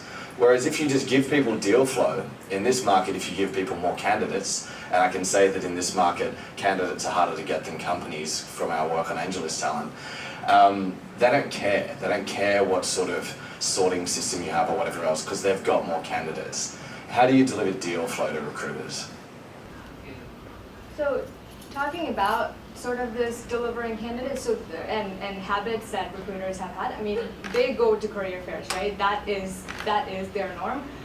So right now, career fairs are not really going away, and just talking to these recruiters, they're not really going away in the next 5 years or so. So the solution that we're offering is making that process way better for them. So they're going to collect these resumes anyway for this, at least for the next 5 years. Help them make that process better. So that's our idea. Is there something in your product that maybe tracks the student over time and then delivers the deal flow back to the recruiter when they change jobs? Or is there something that you can re-deliver a new candidate to a recruiter later that they wouldn't otherwise get? Right, so we're focusing on this immediate sort of need with the QR code thing. But then once we have gotten that sort of, solved that sort of chicken and egg problem, that is where it's going, right? So that's the vision that he talked about sort of more on the long-term side. When we will be able to deliver them candidates that they don't even recruit at schools that they don't go to currently, the early access to students, things like that. So that is sort of in the long-term vision of that. Yeah, I think the way that it's pitched, you're starting with a really small funnel for that, and you should talk about the sort of features you think you could build once you go to a couple of careers fairs and build some sort of network of students to then deliver new candidates to recruiters, because that's all they care about. So I think the picture of like the career fair as it exists, like to me just screams for you need some solution in this space. I'm not sure the QR code approach is the right one or not. It's hard to evaluate, and so I would be just, as you say, laser focused on prove out that I can get recruiters to pay to have some system that's better than collecting a bunch of analog old resumes. It seems insane that that's what happens, but you're right, that's what goes on. So I would just be all about trying to figure out how to make that $1 million based on that. There's other revenue lines, I just get rid of that and just prove I can create value in terms of making it very easy for students to show up and a recruiter to like pass a phone or whatever in some way that works, because frankly, when I go to events or conferences or whatever, people are always asking for some barcode to scan or whatever it is, and it's always really kludgy and never quite works, and then I'm getting spammed by the customer, for the vendor, forever. And so the thing that you said in your presentation that got me really interested was this idea of, we think we can be Salesforce for something. And I was kind of like, well, I think that's probably the most interesting thing that you said, in terms of, over time, are you like this customer relationship management or network management for the college kid who doesn't know anything about how to maintain a network in business over time? Can you start with this QR code thing, and then over time evolve with that student to like help them stay in touch with people they've met over time? Because that right now is really manual and could be done much better. That's my... I guess I think you guys are a great team. I mean, it's really impressive, the MBA and the engineering background.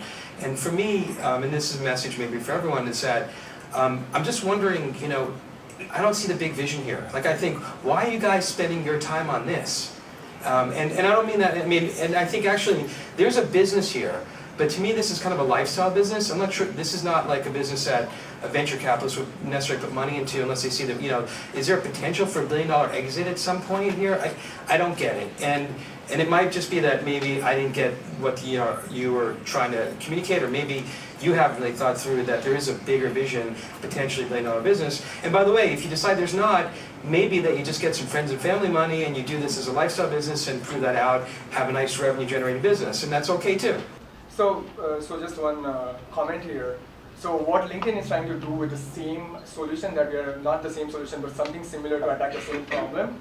So LinkedIn has a big problem of not being able to attract students to their website. And what they want to do with this is basically force students to use LinkedIn, because all the companies that come to career fairs are asking everyone to create LinkedIn profiles so that they can check into the career campus. So we feel that if LinkedIn is struggling with that, and if we can manage to do it better, I mean, we are not thinking about exit strategy, and for us it's not a lifestyle business, we want to make it big.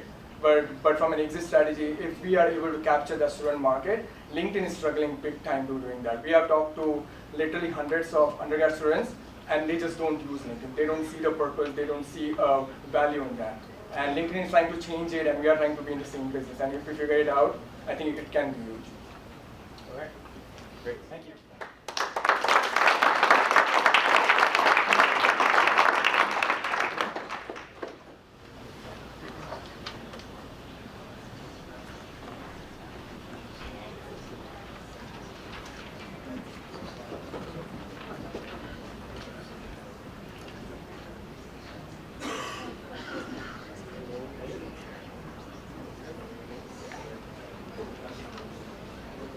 Hello. Hi, my name is Ofer, and I'm founder of Pier. And I'm going to present to you today, I'm going to start actually with the following video.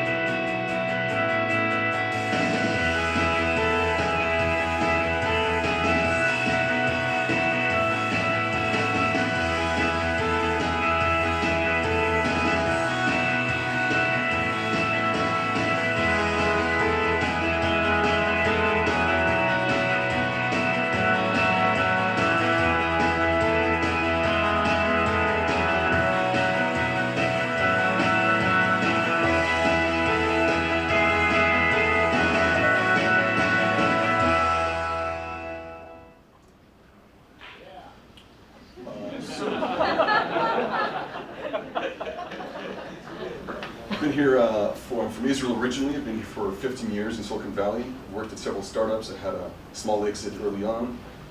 My co-founder, technical co-founder, is sitting in the back. He worked for Pivotal Labs for a few years. He's one of the developers of Pivotal Tracker, worked in Gowalla, Twitter, and has a BS from University of Washington. And I'm Fuqua 2007. So the problem, the way we see it, is that timely access to experts outside one's network is a big problem. It's kind of broken, actually. And then live video online is and in person. I'm sorry, live video in person is sorry, networking offline is costly and a time sink, and live video in person is a problem when it comes to the synchronous world. Getting two people at the same time, everybody's busy, is a difficult problem to solve. So this is our solution, and we've designed a platform. This is what exists right now, and some of it is up and coming as milestones. So will they talk to me? We have a very easy button to request a video call, and the other person has 30 minutes to respond. We can see exactly who they are based on their LinkedIn. We're going to add additional information as we develop the product. We can see an intro video. This is optional. There is a validation by seeing who's connected to these people, if any. Ratings are coming soon. We currently have keyword search, and semantic search is the big deal that we're working on coming up in the next few months.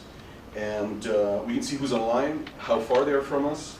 And for those of us who are introverts, we've got asynchronous recorded videos. So it's going to be by permission, of course, but two people talking, group talk with permission will be recorded, and then we're going to tag that, and we're going to show that kind of like Quora with video.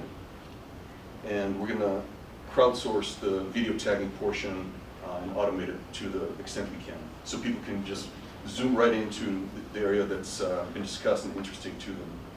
The way we see this is there's this new area. It hasn't really been done exactly just yet, but it sort of converges professional networking with expert advice and online video. And right in the center is us, Pier.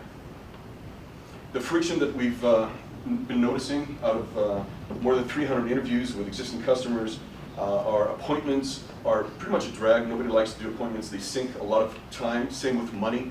When you put money into the equation, people think about it too much. And so what we decided to do is just strip all that out and sort of prove the value. That's what we're working really hard on right now, is the value to the user. The validation, we're adding new features every day and or every week, and those are some of them. The market size, we're estimating it roughly at $6 billion. The landscape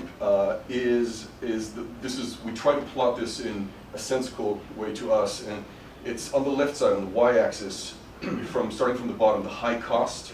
So if you're thinking about a McKinsey, the traditional high cost at the bottom left, and the cost goes down as you go up. And then on the x-axis, we're looking at the sort of evolution of traditional to futuristic potential of what you can do with expert advice. So all the way from, again, McKinsey, you go through GLG, they cost $1,000 an hour. That's kind of like one area that we're trying to compete with, of course. There's existing companies like Clarity, they do calls.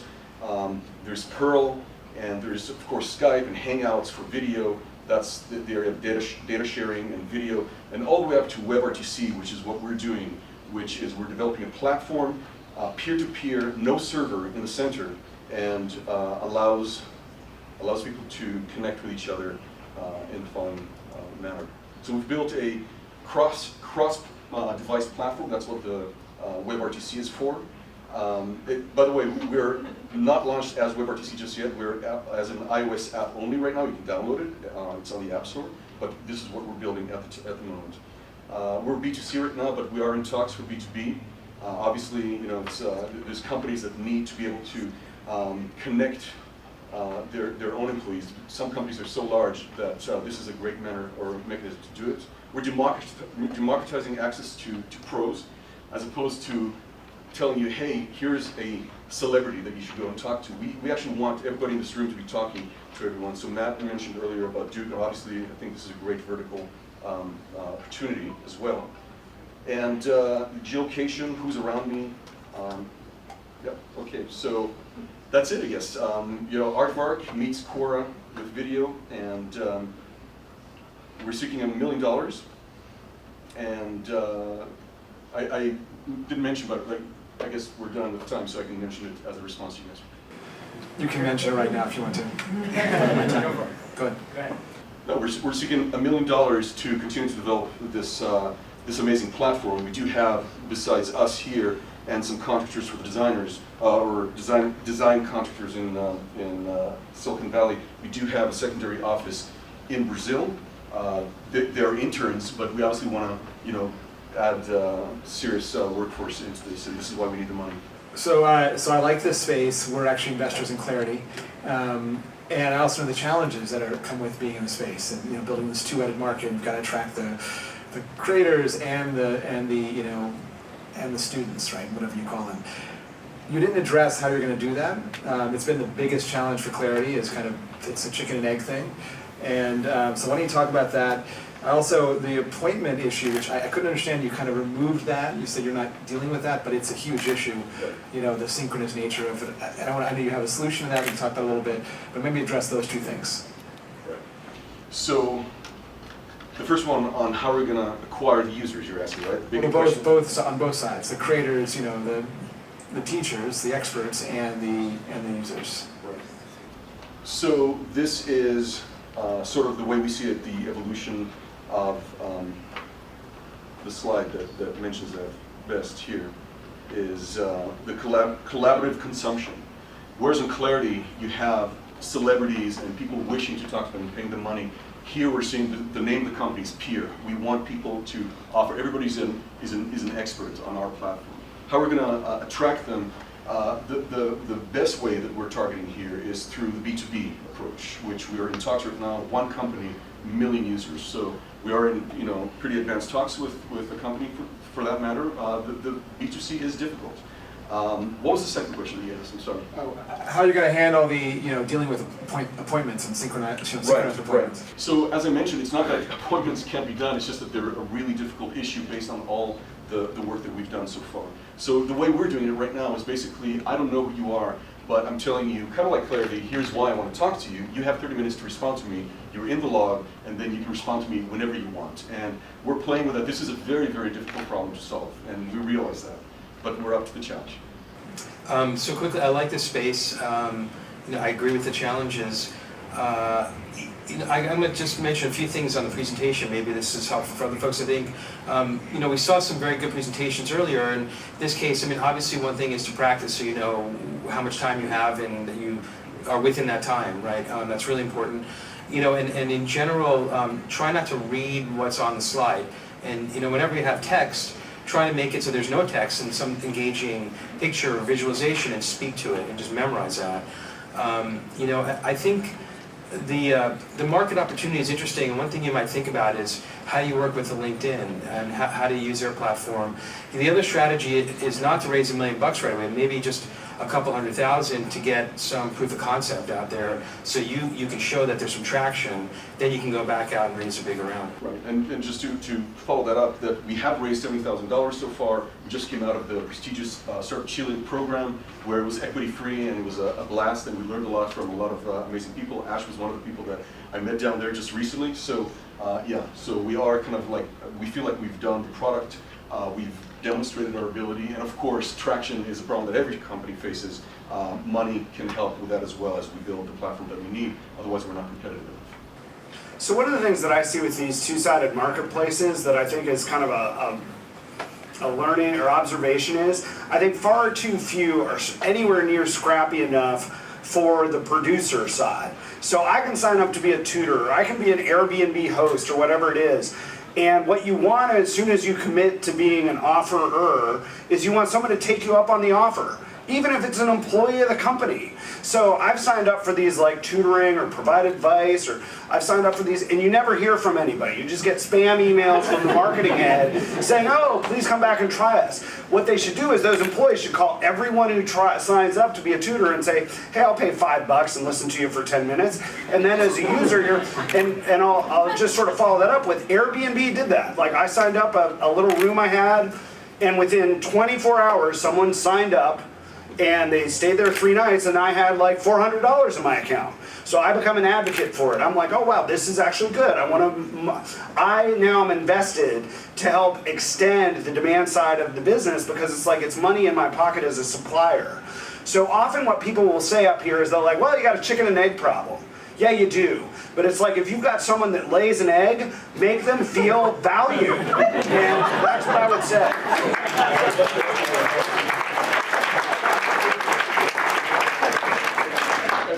quick answer to that. There's a lot of there's a lot of spam out there, and one way that we're tackling this is you have to have a certain amount of users of connections to be able to even become a member here. But yes, I think that Yeah, look, your branding is great. I've tried the product. It's really well made. But you're pitching real time, and I need a response like the second I get on there. So you just have to stop focusing on, well, I shouldn't give you advice. I would suggest not spending any more time on product development or pitching investors or anything like that, and just do whatever marketing growth hacks you can possibly do. Put your whole engineering team on it, whatever else. Like, you're pitching real time, and real time doesn't work if no one's there. Okay, thank you. Thank you.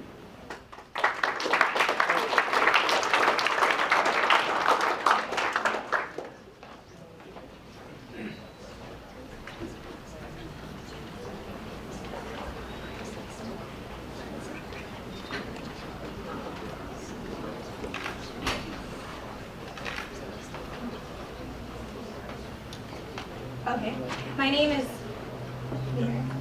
is Daisy Jane, and I'm the founder of Your Perfect Beauty.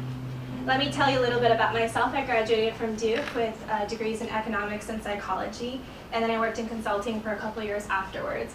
During this time, I started reviewing beauty products on the internet, and I got 7.5 million views, and also was the winner of the Women 2.0 competition. My technical co-founder is Philip Anthony Lava. He used to work as a web project manager for internet brands. So he led development sites like eHealth Forum, Just Breast Implants, Just Mommies, and they have cumulatively over 25 million uniques. He does the design, product, front end, and back end, and UCLA. And he's from UCLA. So why did I decide to go into this venture? Well, when your skin looks like that, you will do anything and everything to make that go away. And so this is a huge struggle of mine for my entire life, and I was trying to figure out which product would work, and nothing seemed to work. And currently, when you try to research for products, you're like, okay, well, here's Proactive, right? It has 3.5 stars. Okay, yeah, maybe. But then you read the reviews, and it's either awful or the best product for me. And so honestly, I don't care what the mean or median is. I want to know, if I spend the $43, will this work for someone like me? And so what I found was on YouTube, there's these girls reviewing products and talking about their skincare routines with hundreds of thousands of views. And I stumbled upon this girl's video, and she seemed like a trusted source. She had great skin, and she talked about the products she liked to use. So I bought the products, and they seemed to work better than any kind of other recommendation I found. So I noticed that social sharing from a trusted user like you is really important with something as personal as beauty products. So I started to review products because I wanted to share and help other people, and I got 1.6 million views last month. This is no marketing or money spent on advertising, with a 12% month-to-month growth, solely because people like me. They like that I don't bullshit, I'm very honest about products, and they buy stuff I tell them to buy. So what I noticed is that a lot of users like to offer me suggestions. Daisy, try this Origins facial cleanser. And they ask me questions. Daisy, should I get this or that? And while I love receiving their feedback, I can't possibly respond to everybody. So the solution is to give users a platform of targeted product reviews from people they trust. And the specific thing that stands out about Perfect Beauty is that we've created a safe space for users to get trusted advice about beauty problems. So everyone goes through acne or cellulite or ingrown hairs, but no one's going to post that on Facebook. So, but they will spend whatever amount of money it takes to get rid of that. So what we've done is create that safe community where they can get that advice and figure out what will help them. So the average female in the United States will spend $100 a month on cosmetics. And if you look into, Newsweek did a study called The Cost of the Modern Diva, and they say that an average female will spend $450,000 on beauty products and services. So there's a lot of money in this space. We launched 2 weeks ago to the public, and so this is our site, screenshots of it. You can see people are talking about products. Every user has a profile, and you can see they're labeled by their skin type, hair type, age, ethnicity, because we want to target our users by providing them similar product reviews from similar users. You can see kind of what people use and how they use it. and you get aggregated product reviews. So you can find really what works or what doesn't. And we're creating algorithms to match the people and their reviews with products. So we launched again about 2 weeks ago to the public. We were in private beta for some time before then. So here are numbers. We have over 300,000 total notifications, which means interactions among people. We have over 12,000 reviews for products. And when we were in private beta, 30% of our users gave us 3 email addresses of their friends. And this was all done through YouTube. We have a lot of great influencers on our site. So how do we make money? So every day we're going to feature a new product on our site. And once people buy the product, we're going to ask them to review it on our site. And so you can see how I reviewed this, and we get aggregated product reviews on there. We also tested a kind of a Birchbox model where we got 5% of our users to spend $30. So what we're doing right now is building out a platform for brands to launch campaigns so they can see the conversions and get data on the feedback and the products they've sold. And we'll be charging for this and taking commission. So right now we've launched our public site and we're raising money so we can build up the vendor dashboard and get mobile and increase our users. We have 20 companies signed up with us to test our platform, and they've also provided our users with free products. And the vision is not just to go in the beauty space, to really change consumer shopping. So have people for who they are and find products that will work for them.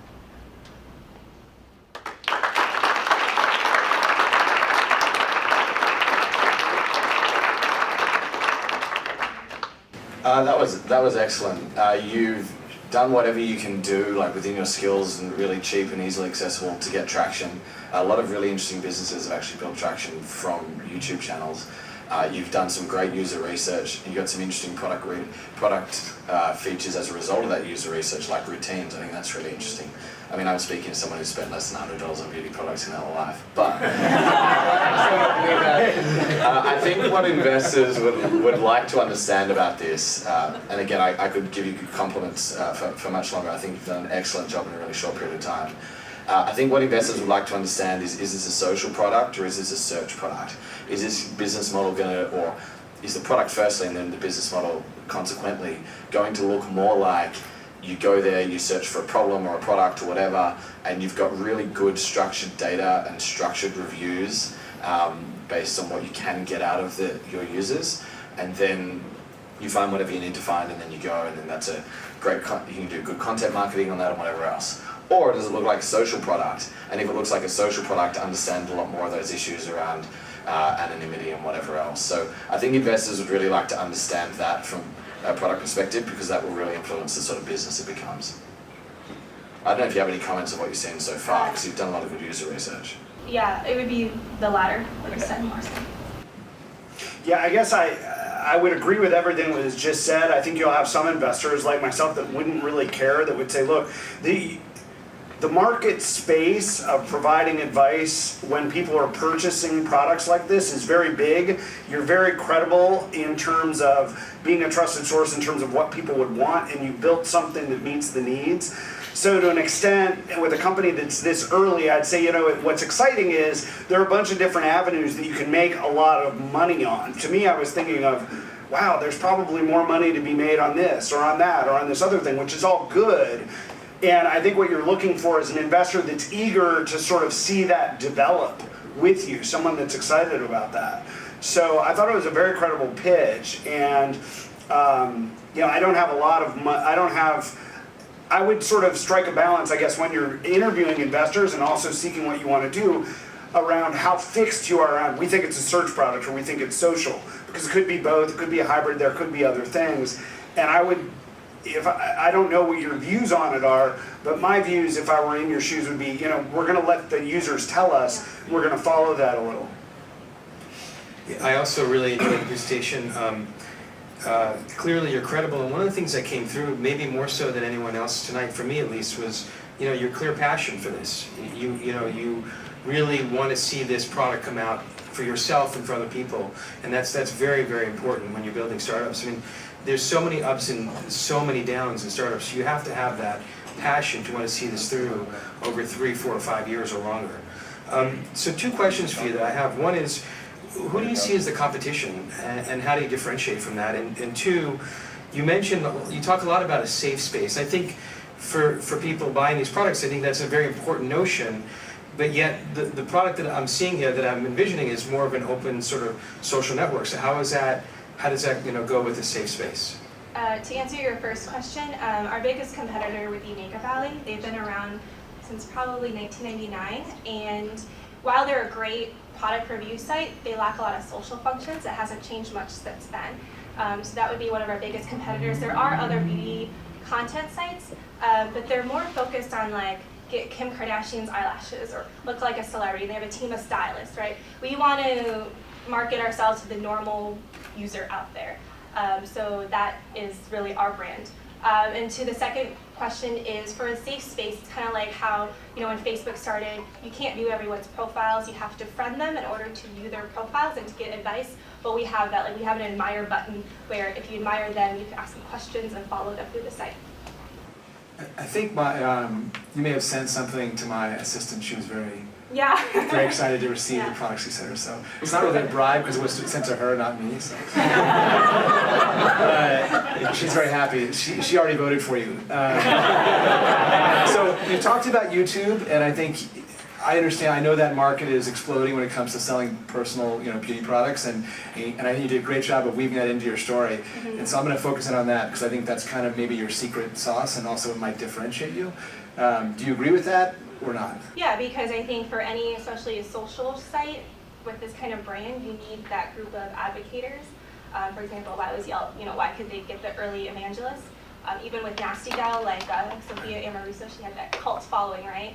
And so from YouTube, I was able to develop that cult following, which explains our engagement numbers. So how do you attract like the YouTubers and haulers to be your partners? No, they just signed up for it because I told them about it. How do you attract them going forward? If that's a part of your strategy, how do you actually find them? How do you attract them to be part of your the mix? How do you attract them as your sellers? How do I attract them to the Attract them to be part of your... They're just on it. They love the story, they love the idea, and they like me as a person, so they're on it. Sometimes I'll do giveaways and stuff, but initially I didn't do any of that. Correct. Thank you.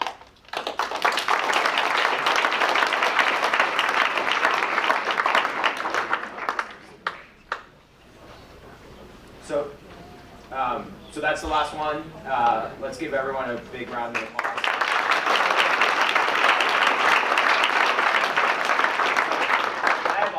Companies that presented tonight, come on up. What we're going to do is the judges are going to deliberate a bit, and while they do that, we'll open it up for some audience questions. If you want to ask any of the presenters tonight any questions, we can do that. And is there another mic? Does anyone have any questions for any of the companies? Yeah, I got a question for Dynamo. I think you said in your presentation it costs about $500 to make one of your engines, but you're sort of asking for $500,000 to build up this prototype. Can you explain this, the difference between the two ideas? I'm just having a little difficult time getting clarity on that. So the question was the difference between the cost to create an engine at $500 and the ask of the $500,000 that you're asking for right now. So 2 points, you're comparing two different things. One's dollars and one's dollars per kilowatt, so there are two issues there. The other thing is, obviously when you're building single unit volumes, you have a different manufacturing cost curve. The $500 per kilowatt assumes 1,000 units per year, which is 2% of the market. It's a very small volume. By comparison, I think we have a guy from Cummins here, Eric. His factory produces 60,000 units a year. So it's a cost curve. And I have a lot of detail on that because I'm a manufacturing guy. Anyone else? I have a question for the only girl in the panel. I want to ask, if you are going to launch campaign for those brands, how to keep your authority? Yeah, we're going to be allowing them to sell products, but whatever people want to say, they can say whatever they want. So, they obviously have to be confident enough in order to put their products out there. And of course, if anyone finds out that I'm not, a trustworthy source, they're not going to come to my site. So it's very important that we uphold that. I have a question for the Jobility team. So you're starting off with people in college, but then at some point, 5 years later, we're all on LinkedIn, we're trying to market ourselves on Twitter.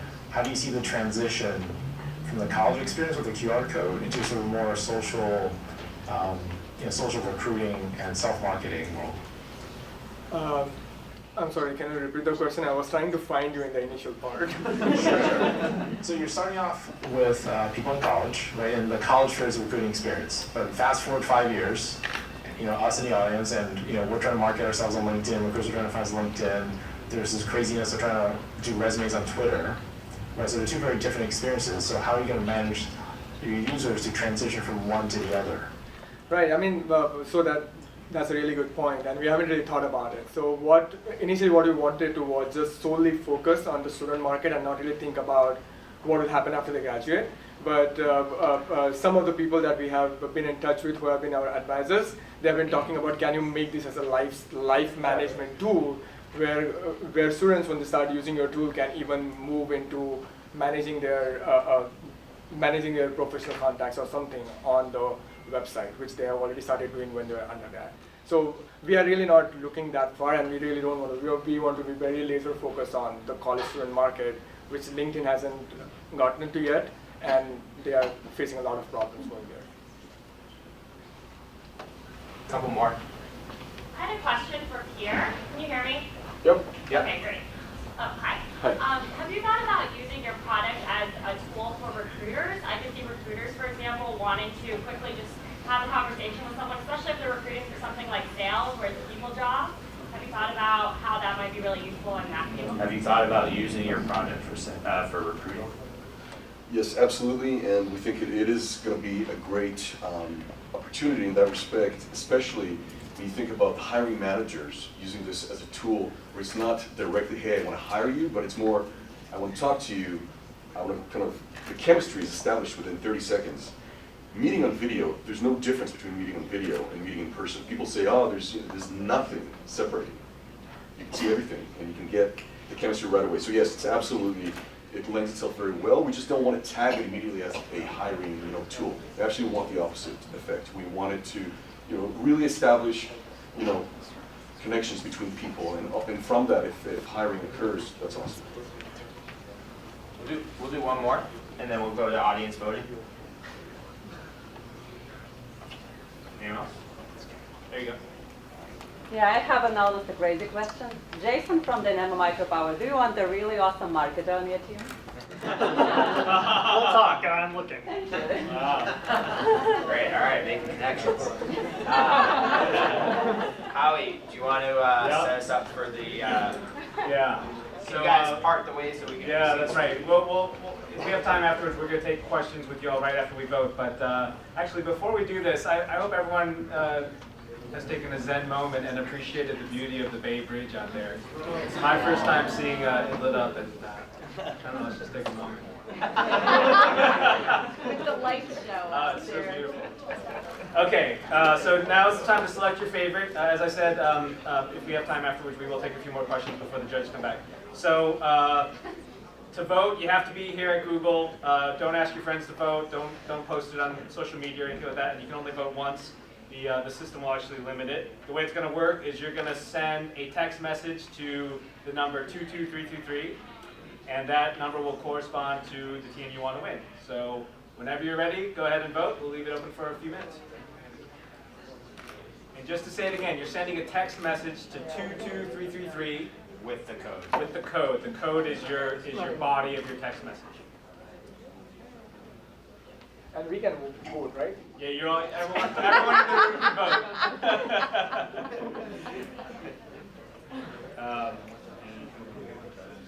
This is a static slide, so it's not going to update, but I do see the live updating here. Okay. I'm going to call it there. So third place is with 12 votes is Any Cloud.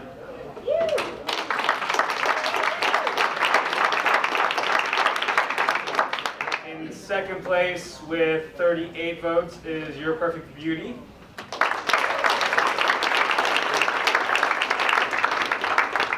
And lastly, in first place with 45 votes is Dynamo Micropower.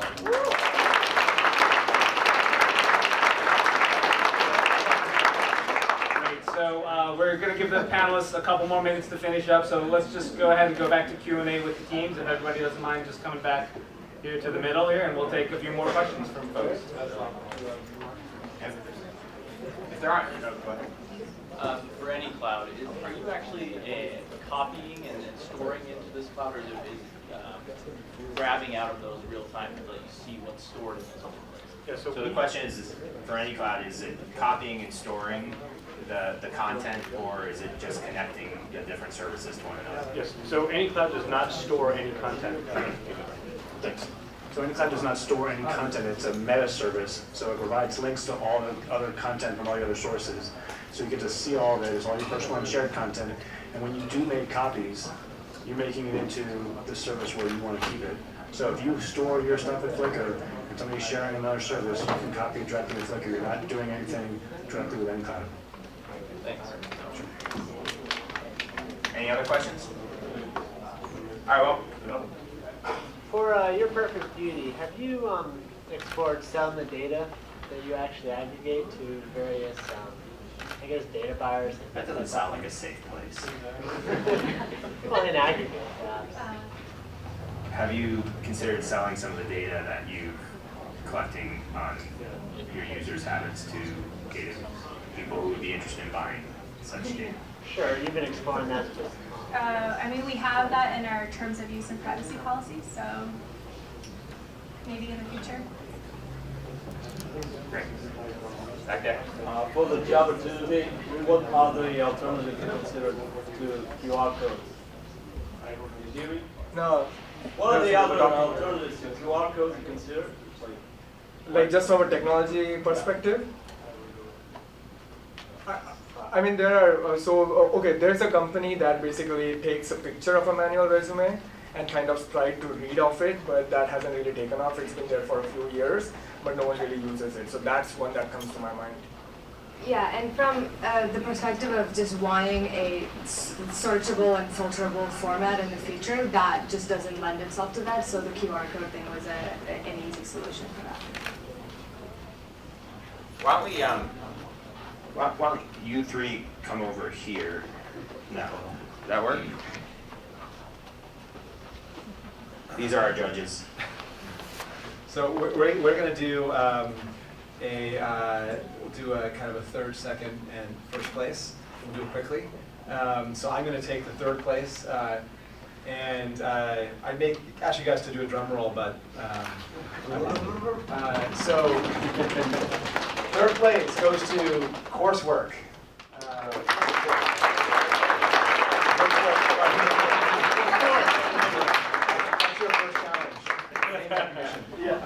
No, we really like what you presented.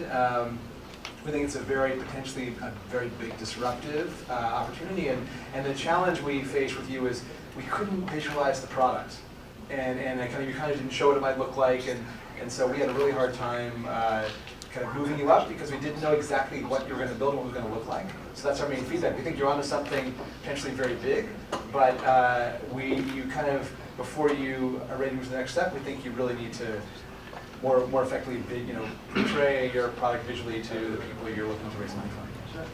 I'd be happy to give product demos if you guys want to take a lead. And drum roll, please. Thank you.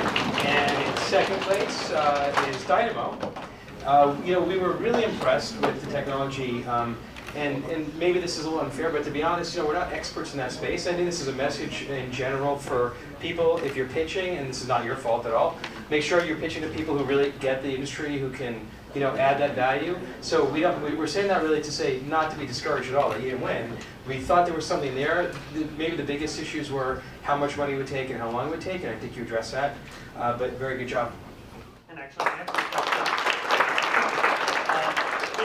we have a Surge Accelerator. We're in class 2, and that's an accelerator program that focuses on oil and gas and energy markets. So to your point, thank you very much. Congrats. Yeah, and just briefly before we hand it over and announce the number one, I'd just say, as I said at the beginning, this event is much bigger than last year, and I'd also say that although last year's event we had a lot of great startups and a lot of great businesses to evaluate, I think this year the bar was raised and it was a really, really great set of business ideas, very well developed, all with teams that had the technical capabilities to pull this off. So I'd ask that we give everybody a quick round of applause.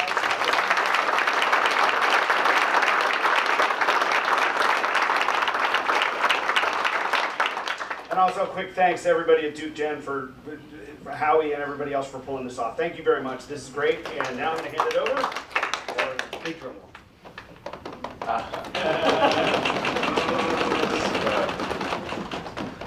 The winner tonight exemplified a few things. Firstly, it was it was very much fundable. It had traction, it had a working product, and it showed both of those things in the presentation. The second thing is, it was scrappy. They'd done what they could so far to show that people actually wanted something, wanted this thing. And the other thing about the winner tonight was that they cared. They had a good personal story. This is all really early stage stuff. You're investing in people. You need to know, as one of the judges said this evening, that they're going to push with this no matter what. They're going to fight to make the world notice this product that they're making and to make sure it matters. So the winner tonight was the company that presented last, Your Perfect Beauty.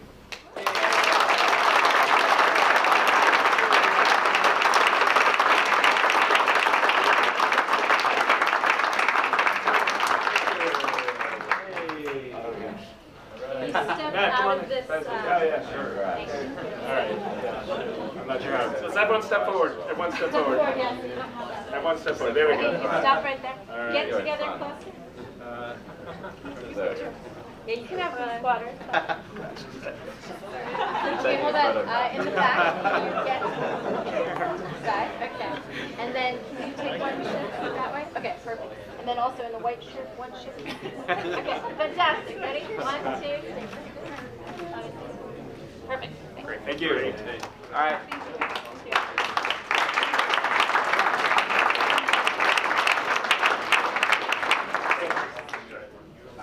So that's our program for this evening. Hope everyone had a great time. We do need to start to clear out of here because there's people who work at Google who want to go home. But if you want to join us for the after party, we're going to go to Epic, what's it called? Roast House. Epic Roast House, which is right across the street there. We don't have money to buy everybody food and beer, but we would just love to have you there and spend time with you. So join us at Epic Roast House, please. Thank you. Thank you, everyone.